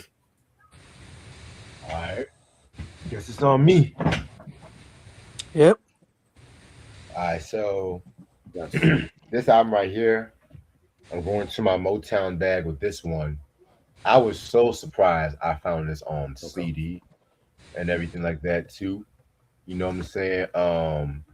It's Marvin Gaye's second album, Stubborn Kind of Fellow. You know what I'm Nice. saying? Yes. Very, very, very dope album and stuff like that too. You know what I'm saying? This was what many people say is like his breakthrough album in Motown because the previous and when in 1961 he dropped the album The Soulful Moods of Marvin Gaye, which I've been trying to get my hands on the album for years. But that was when he was doing his jazz show tunes kind of thing, which he really was influenced by Frank Sinatra. He wanted to be a crooner, but Motown, especially Barry Gordy, said that you need to have some R&B success crossover hit. So his first hit, which was written, co-written by like Mickey Stevenson, Smokey Robinson, was Stubborn Kind of Fellow, which we all know that song, who, yeah, yeah, Yes. yeah, yeah. Which you guys should know Big Daddy Kane used that sample for Cause I Can Do It Right from the Taste of Chocolate album. Just also known for songs like Hitchhike, Pride and Joy, you know what I'm saying? Very, very good album and everything. Of course, this is like years before What's Going On, Let's Get It On, all that stuff. This is early Motown right here. Now I do have another Motown album from the '60s that I'm gonna save that for a little later, but that's all I'm gonna say. All right. Next album, it's another Rolling Stones album and stuff like that too. This album right here, I've been trying to get this album for years as well. It's the Rolling Stones with Undercover. Ooh. This album came out in 1983. So many diehard Rolling Stones fans say this album was technically the first new album that they did in the 80s. Because if you want to be technical, Emotional Rescue was, like I mentioned earlier, Emotional Rescue was mostly recorded in '79. The Tattoo You, which I love that fucking album, was pretty much outtakes that they did throughout the '70s and the Emotional Rescue era, and they redid that album and stuff like that. This album they recorded around 1982. Um, this album was known for songs like "Undercover of the Night," love that record. "Too Much Blood," "Tie You Up," "The Pain of Love." So this album was released during the time when Mick and Keith was going through a lot of beef with one another and everything like that too, because Keith wanted to have the band go back to his blues rock roots, whereas Mick Jagger wanted to adapt to modern trends and stuff like that too. You know what I'm saying? And a lot of the songs on this album, you can definitely tell Mick sounded angry as hell too. Like that's one thing I loved about this album and the Dirty Work album, which a lot of fans say Dirty Work was like their worst album. I highly disagree with that. That honor mostly goes to the Satanic Majestic Request from 1967. I fucking hate that album. I'm gonna be real. Yeah. Yeah, even Try hates it. That's how much we both don't like that album and shit. So I never heard it, so yeah, Yo, just imagine the Rolling Stones doing their own Sergeant Pepper. That's right? the best way to put it. Yeah. And it's crazy because that same year they dropped Between the Buttons, which was a way better album and stuff. But this was actually the last album that they also did with Ian Stewart, which you guys should know he was the pianist of the group too. I mostly call him the sixth Rolling Stone, if you ask me, but this album right here is a very dope album. A lot of fans want to say, oh, the 80s Stones, that was when they were too MTV. I fuck with Undercover. I fuck with Dirty Work. Tattoo You, you already know I love that album. Steel Wheels, that was cool. That was more like a back to basics album, but I do like the fact that Mick and Keith got over their beef with that. But this album right here, definitely expect a review on this one. The album cover is kind of sus, but that's all I'm going to say. All right, it's on cue. all right. All right. Well, this is my last and final collection I'm going to show for tonight. All right. First, I want to show this. This one I got recently. This is a camouflage hat. All right. This one I got a couple days ago. So Love the camo. So yep. Also got Raiders hat. Go Raiders, even though they're gonna lose. Go Raiders. Okay. All right. Well. Okay. And Y'all got the new quarterback now, right? Fernando. Forgot his last name. yeah. Go Fernando. I hope he turned things around for that franchise. Yeah, hope so too. Also got this hat. All right. sweet. Nice. And I also got a Hawaii hat. Okay. That Aloha. yep. I Nice. got this from when I went to Hawaii what was it 3 years ago? Did you go on the tourist that ride with the ship where they sail past the volcanoes? No, Yeah, my mom went to Hawaii a couple times, and she told me about like when they do like the ride on the boat and they pass by the volcanoes at night. when it's like erupting. Oh wow, So that shit is crazy, bro. I saw pictures. I'm that's like, damn, crazy. yeah. Yeah, I'm glad. The good thing is I wasn't on that boat Right? that time. I don't want to be that close to a volcano. Me neither. It's me neither, man. That's Yeah, dangerous.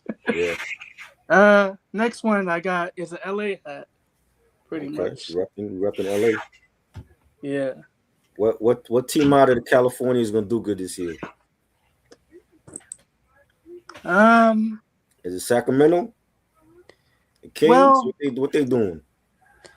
Well. I think I actually think Sacramento Kings has not been playing for a couple games, Yeah. so they just need to find a new they just need to find a new coach because they recently They fired a coach for some reason. But they about to trade Sabonis, and I think they gonna waive the Rosen, yeah, yeah, and they drafted a guard. They got a point guard in the draft on Thursday.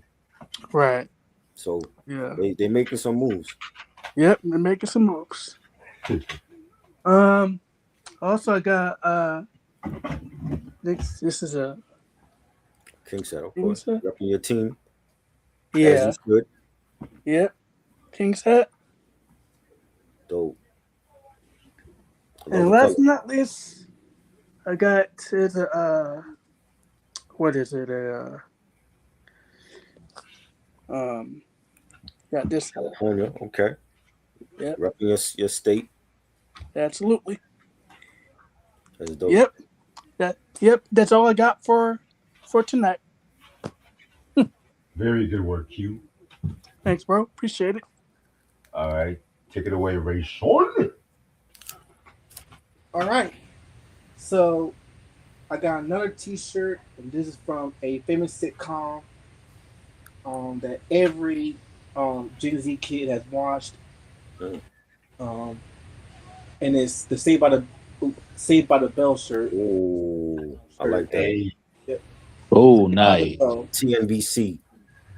Yep. That's dope. they don't know nothing about that. Right? Yep. That Classic. was first time I seen Anthony Anderson on that show. Yep. Saved by the Bell. Yep. And speaking of Marvel,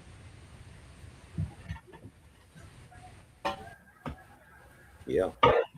there's my Saved by the Bell. Yep. Teen NBC on Saturday afternoons. yep. Those shirts, they were the Bell in Marvel. Love it. Yuko said I grew up on that show. Yeah. Saved by the Bell, man. That was great. Rest I in peace, see. Dustin Diamond. So who was your favorite character on Saved by the Bell? I'll say the main character. I only really got a favorite, but I'll say I like the main character. Yeah, Jack. Yeah, the main character. Zach, you got Kelly. Yeah, Zach. Yeah, Zach. Okay. Screech. Yeah. Some people love Screech. Yeah. But Slater. yeah, it was also very iconic for that. I was so excited seeing that iconic meme. Mm. Yeah, Yeah, man. but That she was was- I think she was like high on drugs. I think she was. Mm. It was that one episode. Right. Yeah. All right. Oh. Am I next, Reg? Yeah, you're up. Your next All right. try. Shout out to Big Twin from Infamous Mob Deep. Shout out to Big Twin. Big Twin has a cigar line that's out, and he sent me some cigars. And I don't smoke, but he sent me some cigars. It's a collector's item for me. He sent me a cigar cutter as well. Oh And I wow. know he's doing a podcast with some of his peoples, and they have a cigar podcast, and they're into hip hop. And I plan on bringing them on the show. We're gonna talk some Infamous Mob music and Mob Deep and his cigar line. So shout out to them. It's called Croatian Mafia Cigars. These are the cigars they sent me with the cigar cutter. And he sent me a hat also in the mail.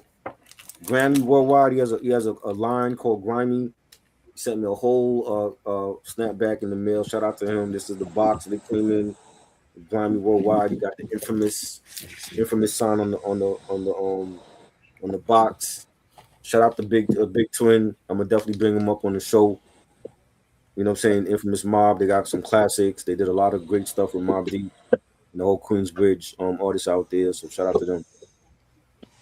Oh, It's on you, Mike. All right. Mike, do you smoke cigars? You smoke cigars? Not really. No? Okay. I was gonna send you these, but I I do. don't either. I okay. don't smoke either. Not really. I do. You smoke cigars, Rich? Yeah, I do. Okay. I think you're lying to me, but No, I did ask. I really do. so when you smoking weed, like you smoke it in the cigars, or you just smoke it like the other people? No, I smoke the cigars with the paper when I go to the cigar lounge. Oh, okay.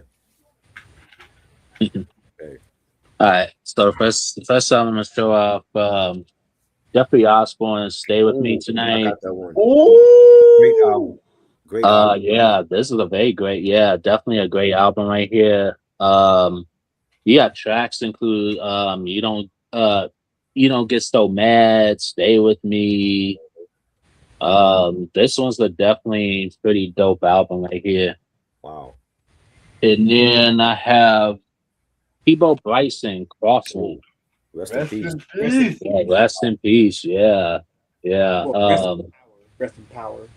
Yes. Yeah. I'm So Into You is one of my favorite songs off this joint right here. Uh-huh. This one's also a good good album as well too. Mhm. But yep. Nice. All Loving right. it. See, Mike has been taking note. He been watching us with these vinyl, yo. For real. I told y'all I came with some heat. That's dope. Right. All right. What's up, Timothy? What's good? All right. So the next two albums I'm going to show y'all. The first album, I already did a review on this album, and I talked about this album for years. But at the same time, too, I do have the OG version of this album, but it was missing the front cover. And some albums I've been trying to have the cover and everything. It's Snoop Doggy Dogg, Oh, doggy wow. style. You didn't have the cover for that? Nah, Really? because the version I have is the original version. That Mhm. version is worth a lot of money. Right. And originally, the guy that sent it to me, he didn't know he was sending me that version Right. and stuff like that too. So for years, I just said to myself, Crazy. I mean, I got the album and everything like that too, but Mhm. that OG version, niggas were Yeah. looking for that for years. Oh yeah. Now, how you can tell this is a reissue is if you guys look in the track listing and everything like that too, Mhm. you'll notice that it's missing that the G's up, holds down and stuff like that too. Right. Now, that was actually an Isaac Hayes sample and everything like that too. And they sampled the classic song The Look of Love. However, it's been said that Isaac didn't really want his song associated with gangster rap and stuff like that. He didn't like the lyrical content of the song and everything like that. You know what I'm saying? And in future re-releases, it didn't get reinstated until the 30th anniversary remastered edition. Also, if you guys get the original version, that there is a misprint and stuff like that too, because they have a song called The Next Episode. I know what you Yeah. guys are thinking. No, Not that that one. song was on 2001. 2001. Yeah. Yes and no. Yes, that song was on 2001. And no, they did a different version called The Next Episode. But if you guys hear the song, I it's didn't like even a know low, that. yeah, it's like a low quality mixed demo song. I'll post a link to that on the chat. XDN Okay. was good, my dude. Y'all check out XDN. That dude right there is one of the best hip hop channels out there right now. He be having me dead and Oh, yeah. everything. So It's the end. Salute. yes. So yeah, I have to get it with just the cover on it. I'm still going to keep the OG version because that one is a collect item. I'm still going to keep So that which version. which one is this that you got then? This is pretty much a 1993 reissue that it still came out like 93, 94, but this is Mm. re out. This is without G's up, Hoes down. Oh, okay. So the misprint is not on the back. No, they fixed it up. Okay. Yeah. So like I said, y'all should know how I feel about this album. I'm not gonna waste my time with this one too much. Classic album. Done plenty of reviews and everything. This is known for songs like "What's My Motherfucking Name," Mm-hmm. "G's Up," Gin and Juice," "Ain't No Fun." Classic album and stuff like that too. So yeah. Yeah. Now, Yeah. next album. Ooh, this is gonna be a controversial one right here because Uh-oh. I like this album, but at the same time too, I'm very honest about this album. Pink Floyd, The Wall. Mm. Hmm. Pink Floyd returns and stuff like that. Now, this album came out in 1979. This is like a rock opera double album and stuff like that too. Do I like this album? Yes. Do I think it's a classic? I think No. it's a classic. I'm not gonna hold you. But do I put it on the same level as like a Dark Side of the Moon, Wish You Were Here, Animals? This is where I struggle with because okay, let me start. Let me start. This was known for songs like um another Brick in the Wall Part Two. We don't need no education. That's like the closest song they've ever done to the closest Pink Floyd has ever done a disco song. I don't care what nobody say. I don't care what nobody say. Comfortably Numb, Mhm. classic. Hey You, In the Flesh. Now we all know that the movie came out 3 years after and stuff like that too. Um, this was the album where tensions was high between the group. What's his name? Roger Waters was taking more control of the group, and this was pretty much his vision and everything like that too. Richard Wright, the keyboardist, was fired from the group, but he was brought back on as a session musician. His firing of the group, in my opinion, was the beginning of the end. I don't care what nobody say, but I do like this album. I do feel this album has some heat though, but I'm gonna be real with you. I'm gonna be real with you. If I do the review on this album, I'm gonna go more in depth because there's so much to unpack with this album. This is Pink Floyd, The Wall, 1979. Well, Uh, I even heard people said A Dark Side of the Moon was overrated too. Nah. I've heard people say that too, but but see, with Dark Side of the Moon, that's like one of those lightning in a bottle moments in rock because it really captured a lot of what people were thinking while they was doing the thing about it was Dark Side of the Moon was simple. The wall Yeah. was overdrawn, overblown, and everything. And one can say even Wish You Were Here was a little overdrawn at times too. One can say that too, but Hmm. yeah. All right, so it's Ray Sean's turn. I know Q said he's good. Yep. All right, so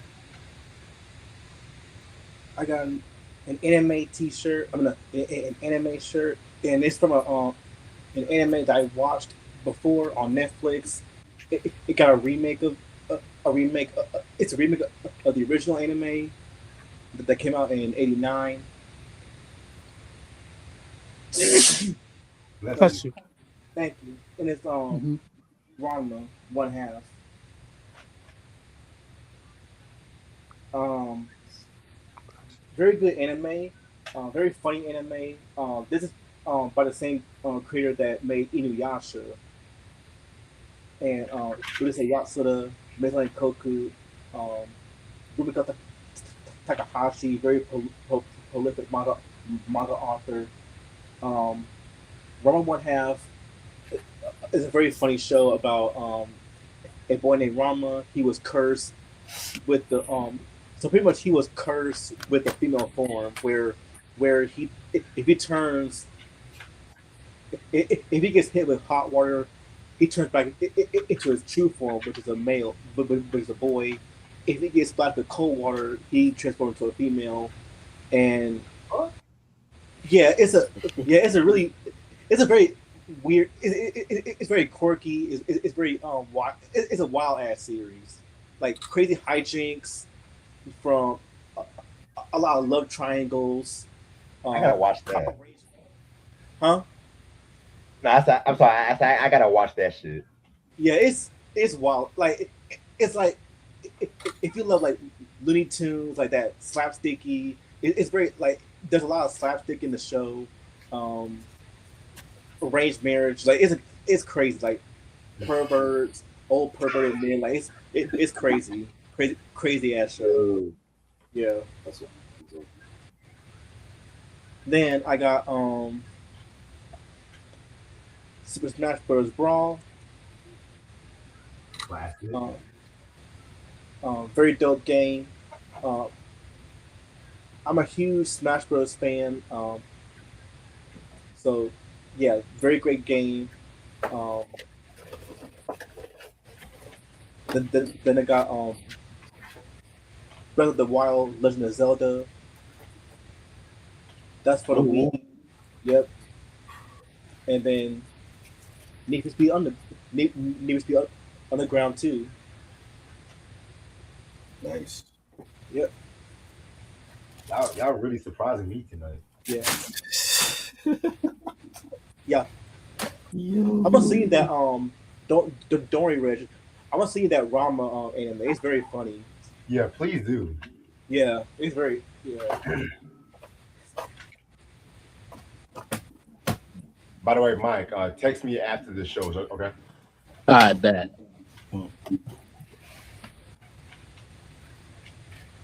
Is it me? Try's turn. Yeah, I forgot to show this.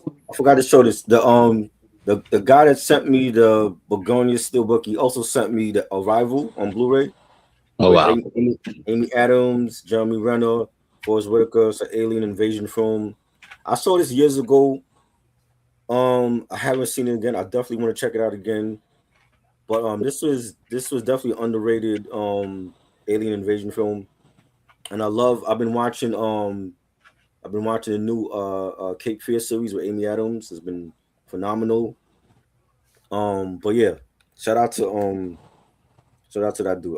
What's his name? 8-bit. I think it was 8-bit. He on Instagram. He a movie collector. He got his own channel. Shout out to him. You know, he was giving me some shit about the Knicks because I know he loved the Pistons. I'm like, Pistons not in it, bro. It's our time. You know what I mean? But shout out to 8-bit. And he sent me this also with the steelbook.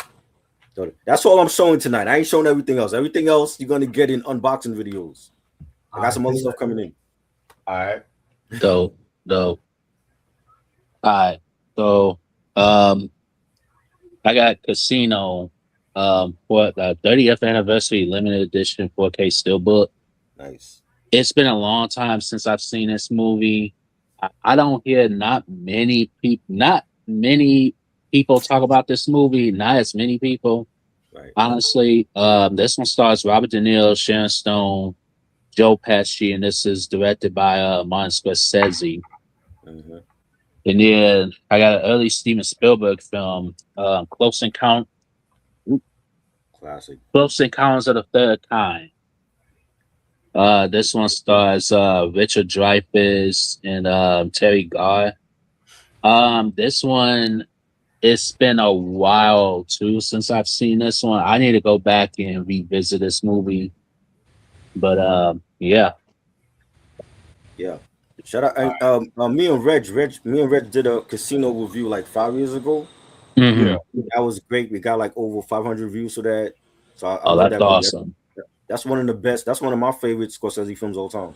Yeah. all righty. So, question. So, try to say he's done. I'm done for it. See, if you had this next week, I got some other shit coming in the mail though. But I'm gonna do like some unboxing videos for those. But I'm done for now. I ain't showing y'all everything. All right. So, Mike, you say you're done too, or you got some more stuff? I could show 2 more. Okay. Ray, how much stuff you got? I'm gonna show one more. Fuck it. I'm gonna show one more. I can show. I'm gonna show one more. Okay. I got a few more albums left to show y'all. So after, okay, so we're just as long as we're done by 11:30, that's all that matters. Which I feel like we'll be done by that time. Yeah. All right. So I did say that there was three albums I'm very proud I got in my collection. This is one of the three albums, and I've been meaning to get this album for years. Smokey Robinson and the Miracles Going to a Go Go. Mm. Right. This came It out don't in look 19. like they're going to a go-go. What is I that? can't deal with try. So this album came out in 1965 and stuff like that too. This is actually their seventh studio album. Um, very dope album. This was like one of those albums from Motown that kind of broke that album formula.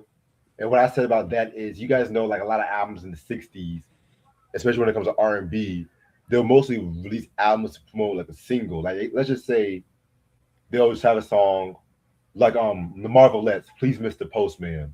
Right. They'll have that single. They'll have like another single or two. Then most of the time they'll have like B-sides or covers or whatever. Whereas with the Miracles, since Smokey Robinson was like a songwriter himself, well, all the members were songwriters. They wrote like a lot of original material with this album. Don't Believe Me.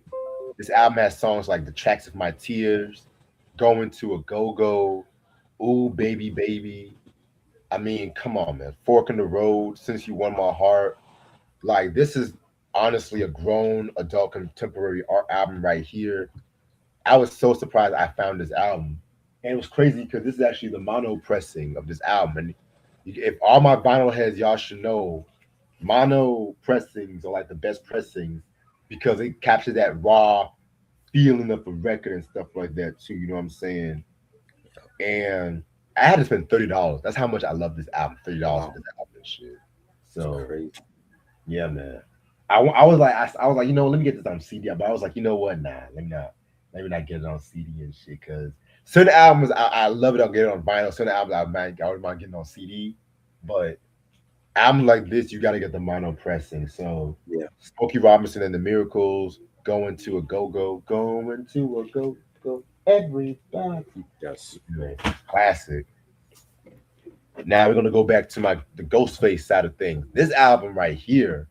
Mm. Oh my God. I've been looking for this album for years. Ghostface pretty much came out with this album. This is Ghostface with Ghostdini, Oh, Wizard of Poetry, the Emerald wow. City. This album came out 2009.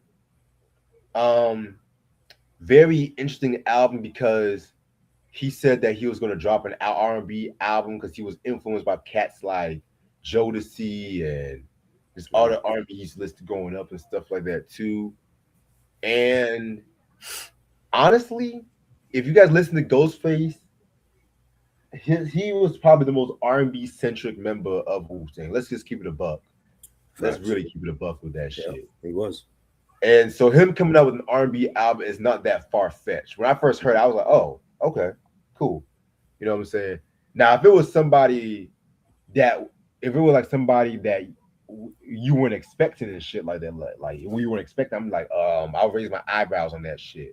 But hell, Bulletproof Wallets was an R&B hip hop album. Let's keep it a buck. Let's be real. But No, he's on that. Yeah. yeah. Rough But yeah, Ends was on the track. you said what? Rough Ends, the group. Yes. Yes. But this album right Money. here, very dope album and everything like that too. You know what I'm saying? This was known for songs like Baby. I like that song, but I didn't like the fact that Raheem Devon was using auto-tune on that song, which I felt like he's a dope singer. He shouldn't have not used auto-tune, in my opinion. I agree. Yeah. Stapleton Sex, which I gotta make a disclaimer. The best version of this album to get is the explicit version because Stapleton Sex is not on the clean version. Right. And if you guys heard the song, you will know why it's not on the clean version. Right. Paragraphs of Love, Stay, Let's Stop Playing with John Legend, and everything. They even have the Back Like That remix with Kanye and Neo, which that was also on. That was a single from Fish Scale, which that could have been on the More Fish, if anything. But I'm not mad about that because that was the dope remix. Very great album and stuff like that too. Definitely need to talk about this album. We did give our thoughts when we did the Ghostface discography breakdown years ago, but that was one of our best ones we've done. Right. Also, Mike, that Zapp and Rogers discography breakdown was fire too. You know what I'm saying? Hell yeah. Yeah, man. I like Must have your. Lonely. You said what? I like Lonely. The track Lonely. I forgot to mention that track. Yes. Yeah. Now, if I was to pick a little gripe, there was a little bit too much guest appearances, but Yeah. I understood why though. You know what I'm saying? Because I think he was still on the Def Jam, and Def Jam wants to invite everybody to certain albums and stuff like that too. Mm-hmm. You know what I'm saying? So must have in your collection. I think this album is actually out of print or hard to come by, so that's why I was surprised I found this one. That's dope. All right. So Ray Sean is next. Ray Sean, yeah. By the way, shout out to Q. Thank you so much for watching. Thanks so much for supporting Q. Thanks for everything. Shout out to Q, the real one. I think Trash's gonna love this one. Sailor Moon. Ooh. Yep. Ooh. Fire. Ray Sean got me want to watch anime tonight, man. Shit. Yep, Sailor Moon. I got the voice of Sailor Moon. Yep. Yo. Usagi. Yeah. And and I got another Clamp manga, and it's a series that is set in the same universe. Well, it's a crossover of every Clamp works, and it's also it also ties in with another series that they made called Holic, and it's Tsubasa. Nice. That's the book? Yeah, it's an omnibus. Yeah. So pretty much Tsubasa is a crossover of every Clamp work from Rick Beta to X, Magic Knight Rayearth, Kagura Sakura. Like, it's all about Sauron and Sakura. So Sakura, her memory, she lost her memories, and they're scattered, and they've been scattered all across the different dimensions, and they have to so pretty much they have to jump from one dimension to another to gather all of her memories, which are which are in the form of feathers, pretty much, and it starts off lighthearted, but it gets very, very dark once you read it. It gets kind of confusing. It gets kind of confusing because of the fact that every character comes from different universes, so it does get a little confusing. But I think that's where the appeal comes from. But it's a very cool series, so I'm glad I got this, and I completed my manga collection. So nice. Yeah, Tsubasa and Holic. And that's why, and that's it for the night. Alrighty. I try to say you got one more thing to show. I got one more. I got to show some new sneakers. Now this got this on Air Max Day, Nike Air Max Day, March 26th. That's the anniversary for the first Air Max that came out in '87. I got a pair of Air Maxes. Haven't even worn them yet. These are the Nike Air Max Plus Drip. Got these in the mail. These joints here. Love Air Maxes. I haven't had Air Maxes in a minute, so I'm like, I had to get these joints. So, alrighty, that's fire. What you think, Reg? What you think about these? Oh, those are fire, man. Yeah, man. Dope. And everything. You know. Yeah. Fun. Happy MX Day. All right. The last two things I'm gonna show off, and then I have to actually get off of here. All right. But the first movie I'm gonna show off is Carlito's Way. This one stars Al Pacino and Sean Penn. This one I need to revisit, but I hear a lot of people love this movie and talk about this movie. Cool. And then the last one I'm gonna show off is This is Clint Eastwood's directorial debut. Play Misty for Me. This one came out in That was good too. 1971. That Another movie. great one. Yeah, this one was before Fatal Attraction was Fatal Attraction. Yeah. But this is a very, in my honest opinion, very underrated movie. I think Jessica Walter, I think, got an Oscar nomination. Um, Clint Eastwood, I think one of his best performances in this, in this movie. This is a nice directorial debut by him, and this is also a 4K. Nice. Nice. Great Uh, great movie. Who's the blonde chick in the movie? That's Donna Mills. Donna Mills. She was good in that. Yes, Yeah. yes, he was good. She was very good. Yes. Yeah, excellent, excellent. All right, guys, I have to get off of here. All right. Thank you so Absolutely. much, bro. Yeah, no problem. Peace. See, peace. Please. Later, y'all. So everybody show what they had to show and stuff. Yes. Okay. All right. So I'm just gonna show my last bit and everything like that too. You know what I'm saying? This album, I got this album on CD, but I forgot I got this album on CD and stuff like that too. You know what I'm saying? I was like, oh shit, but that's the curse of having so many albums in your collection. Right. Ray Charles, the genius of Ray Charles. Wow. This album came out in 1959 and stuff like that too. 1959? Yeah, Wow. yeah, man.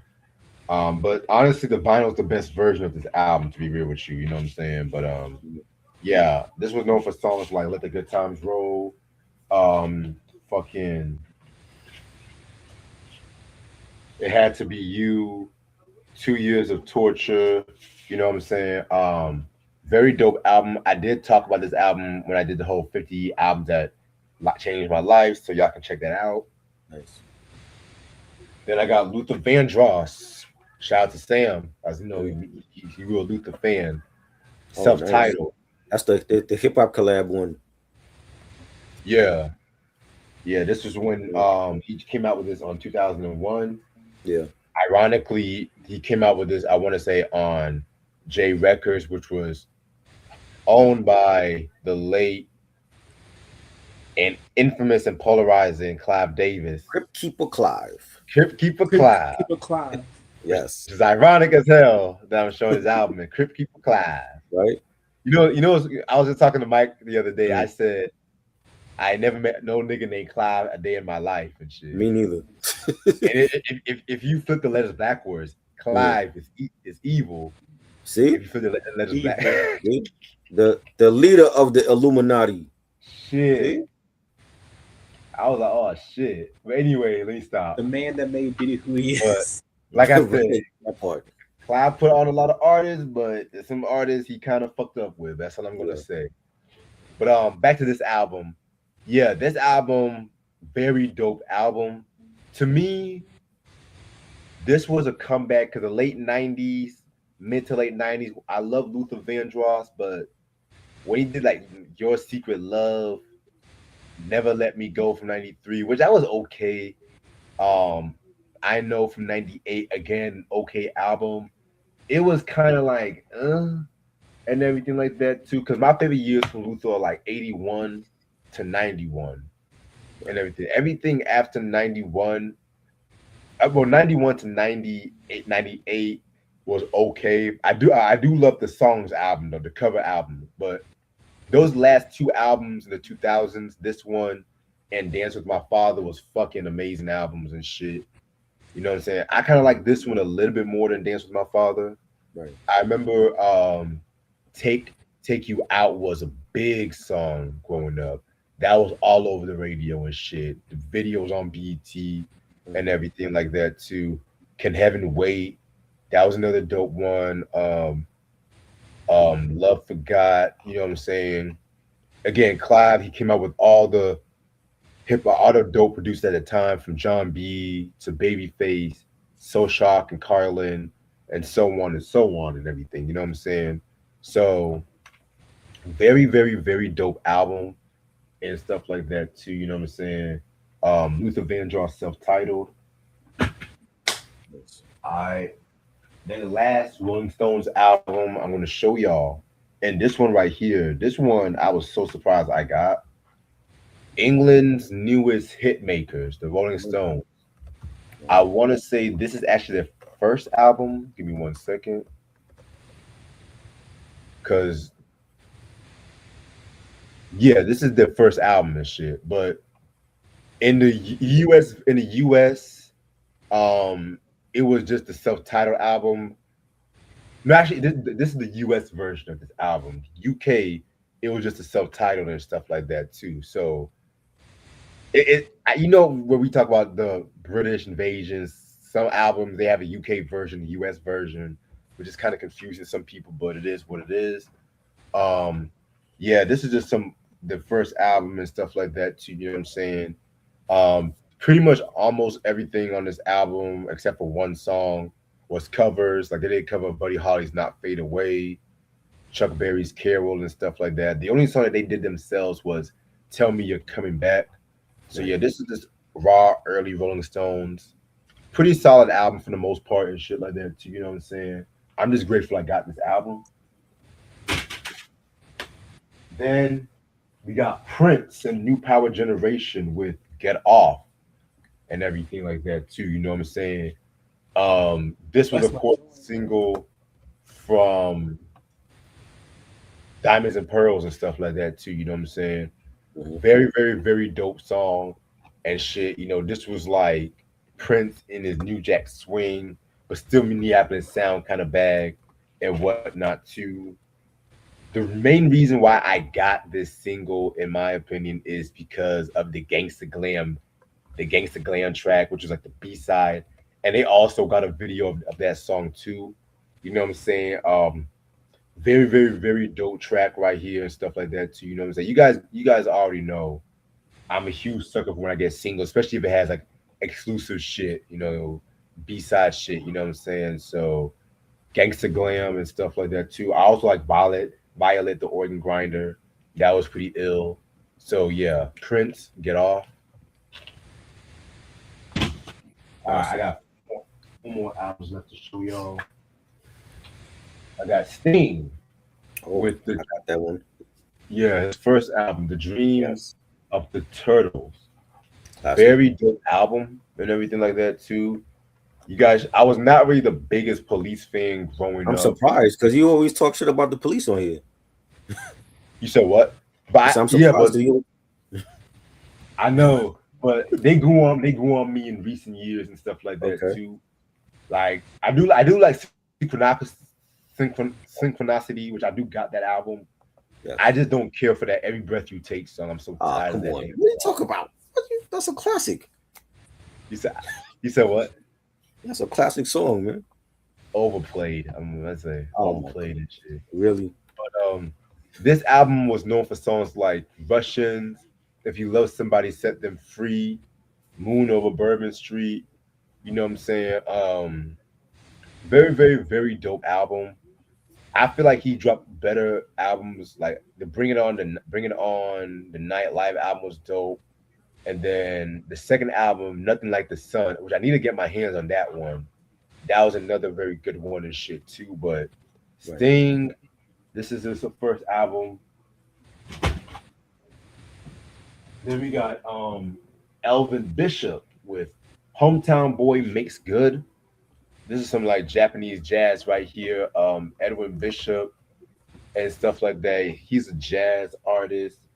I don't know too much about Elvin Bishop and everything like that too, but at the same time too, he definitely has some heat and shit like that too. You know what I'm saying? This album came out 1976. This was honestly a blind buy and stuff like that too, but yeah, definitely glad I got this one. Somebody recommended me this shit, so I was like, fuck it. All right. Now, the last two albums I'm gonna show y'all. I was so surprised I got these joints right here. Yeah. I'm gonna start off with this one. This one right here is a jazz album, but it was pretty much a jazz hip hop album. And a lot of people are gonna be surprised I got this joint. Is Miles Davis with Dubop. Oh wow, now that's hard to find. Very hard to find. How did you get that one? I want to know. I went to the CD shop I went to in Charlotte and Uh-huh. everything like that too. You know what I'm saying? And that CD shop is where I got a lot of heat from, especially the Rolling Stones joints and shit like that too. Um, this was released in 1992, a couple months after he passed away. Because you guys should know, he passed away in 1991. So the story with this album was that he was actively working on this album, and he wanted to create a fresh new sound. So with hip hop at that time being so influenced by Jack, 'cause you gotta remember, this was 1991. This was the year of the low end theories. This was the Gangstar era. This was a year before Pete Rock and CL Smooth came out, Making It Sober. They came out with All Sold Out. You Mm. know, he wanted to be like, you know what, let me actively work with a hip hop producer. And the hip hop producer that he worked with was Easy Mo B. Yes, that Easy Mo B. This was before he was working with Bad Boy. This is around the time he was mostly known for working with what's his name? Big Daddy Kane and whatnot too. So that is a very interesting. So Easy Mo B literally produced his whole album. Very, very, very great album and stuff like that too. This was known for songs like the Bop song, High Speed Chase, Chocolate Chip, and everything like that too. You know what I'm saying? I definitely feel this album, he could have definitely had a very new sound and everything because it's crazy. Because at the time when this album came out, a lot of critics, a lot of critics and some of his diehard fans didn't really understand why he was doing an album like this and everything. But it ended up winning him a Grammy for best R&B instrumental performance and everything like that too. You know what I'm saying? So that's the thing with Miles Davis. Miles, he always came out with shit that was so literally so ahead of its time. Like for example, like when he came out with the fucking Bitches Brew in a Silent Way, like them Electric Period albums and stuff like that too. A lot of people did not quite understand those albums and they shit on those, but then years later, everybody loved those albums and stuff like that too. So this is a very dope album. Must have in your collection. Definitely got to talk about this album in the future. Definitely out of print. Amazon don't even got it. It don't. And the last album, bro, niggas gonna be mad at me when I got this album right here. Niggas gonna be mad at me, and I'm so glad I got this album and for a good price too. Drum roll, please. Tyler the Creator's Bastard album, 19 Ooh, on cassette. on Wow. cassette, wrapped up, baby. I felt like Eric helped you get that one. Did he get that for Oh you? no, I got this the same Where store was I Eric got. anyway? I ain't see Eric in months, I tried to invite Eric, but he didn't hit me back up. I don't know why. bro. You got that on cassette? I've never seen that on cassette. Yeah. Wow. So this album right here is technically his first album. A lot of people think Goblin's his first album, but no, it's this one right here. I got it at the same store I got the Miles Davis albums. Shout out to Repo Records. That's the album. Yo, that's like the best CD store I got. Nice. CDs, cassettes. The most of the vinyls I got from Carolina Soul. You know And what I'm saying? they have cheap prices at Repo. Yeah, good. I got this for $20. That's crazy. That's crazy. So yeah, Bastard. This actually came out Christmas of 2009 and everything like that too. Originally it was supposed to be called Dinosaur, but he changed the Dinosaur. Bastard. You know, very, very, very dope album and everything like that too. I don't even think this album's on streaming. That's the crazy part Yeah. and everything. Yeah, this is the Tyler Creator I fucking grew up with. Don't get me wrong, I love Igor, I love Flower Boy, I love all that shit, but the Tyler Creator I grew up on was the Bastard, the Yeah. Goblin, the Art Same. Future Same. tape, Same. and everything like that too. You know what I'm saying? I feel like once he came out with Flower Boy, which again, love the fucking album. This was like his artistic period, if that Right. makes sense. You know what I'm saying? Right. This was the Tyler where he was shocking everybody, talking mad shit, everything. This was known for songs like Seven, Slow It Down, Pigs Fly, and everything like that too. You know what I'm saying? I mean, VCR was my joint. you said what? VCR. That was my Yes, joint. VCR. Yeah, this is the era. A lot of people like to call this era the blog rap era. I mostly like to call this the bedroom studio era because this is around the time when Mick Niggas was using a FL Studio, Garage Band more, and stuff like that too. Like J. Cole's albums and stuff was known for that bedroom because niggas would mostly produce a lot of this shit in their bedrooms and stuff like that. Because that's why people like the clown. That's why I saw this one meme when this cat had like a whole basement. He had a studio, a laptop, a mixer, and people be like, "This is my studio set." People were clowning him, and I had to say, a lot of your favorite rap albums was recorded in basements. A lot of your favorite albums was recorded in basement bedrooms. Hell, to this day, some people still do that shit. Madlib still does his shit, GarageBand on the iPad and stuff like that too. You know what I'm saying? So that's why I say to myself, as long as that shit sounds dope, it don't matter what you produce your shit on. You know what I'm saying? Right. And some motherfuckers, they be spending all this money on studios and shit, and the albums and stuff still don't come out Right. because niggas be wasting their time in studios and shit, you know. But I'm gonna have to do a whole separate video on that shit though. But this is a very, very, very dope album. So glad I got this album and stuff. You know what's crazy? I was close to getting a People Bryson album on cassette. His 1994 album, Through the Rain. But when I saw this album, I had to say, I'm sorry, people. I had to get this one. But if I go back to Repo Records, then more than likely I'll probably get that album and shit. I think Mark Nash got that on vinyl. Somebody showed me that on vinyl recently. Which one? The Orange Juice Jones joint. Oh, you mean The Rain? Yeah, on vinyl. I think it was Mark Nash that got it. I wouldn't be surprised. He talked about that song a lot and shit. Yeah. I would not be surprised. So Kenny Mac. Yes. So I know we were asking, so is this album gonna ever be remastered and stuff like that too? And released and got back in streaming. But I think Tyler has said at the moment, nothing is planned at the moment. But yeah, this round I was so glad because this is actually a 2023 cassette. Yeah, I think they dropped this one on Record Store Day or some shit like that too. Right. And stuff. But yeah, man. Definitely expect a review on this album. I definitely gotta show y'all my cassette collection and shit very soon. We didn't do a review on that? I think the discography breakdown when we did Tyler. Okay. And that's all the albums I want to show you. I do have some more stuff coming, like in the mail and Amazon weeks to come. But I got live hitting my ass right now. But the next official collection video is not going to be until like maybe October, November. Okay. So we have plenty of time for that. If I don't show that then, if I don't show anything by late July, I'm gonna save that for the collection video. That time. I'm already planning the next collection video. That's crazy. I know you are. Yeah. But that's all I have to show y'all for tonight. Thank y'all so much for coming down. Shout out to Q, Mike. Shout out to everybody showing up. I want to give a shout out to Ashley, even though she couldn't make it. Right. Whatever's happening with her, shout out to her and everything like that too. You know what I'm saying?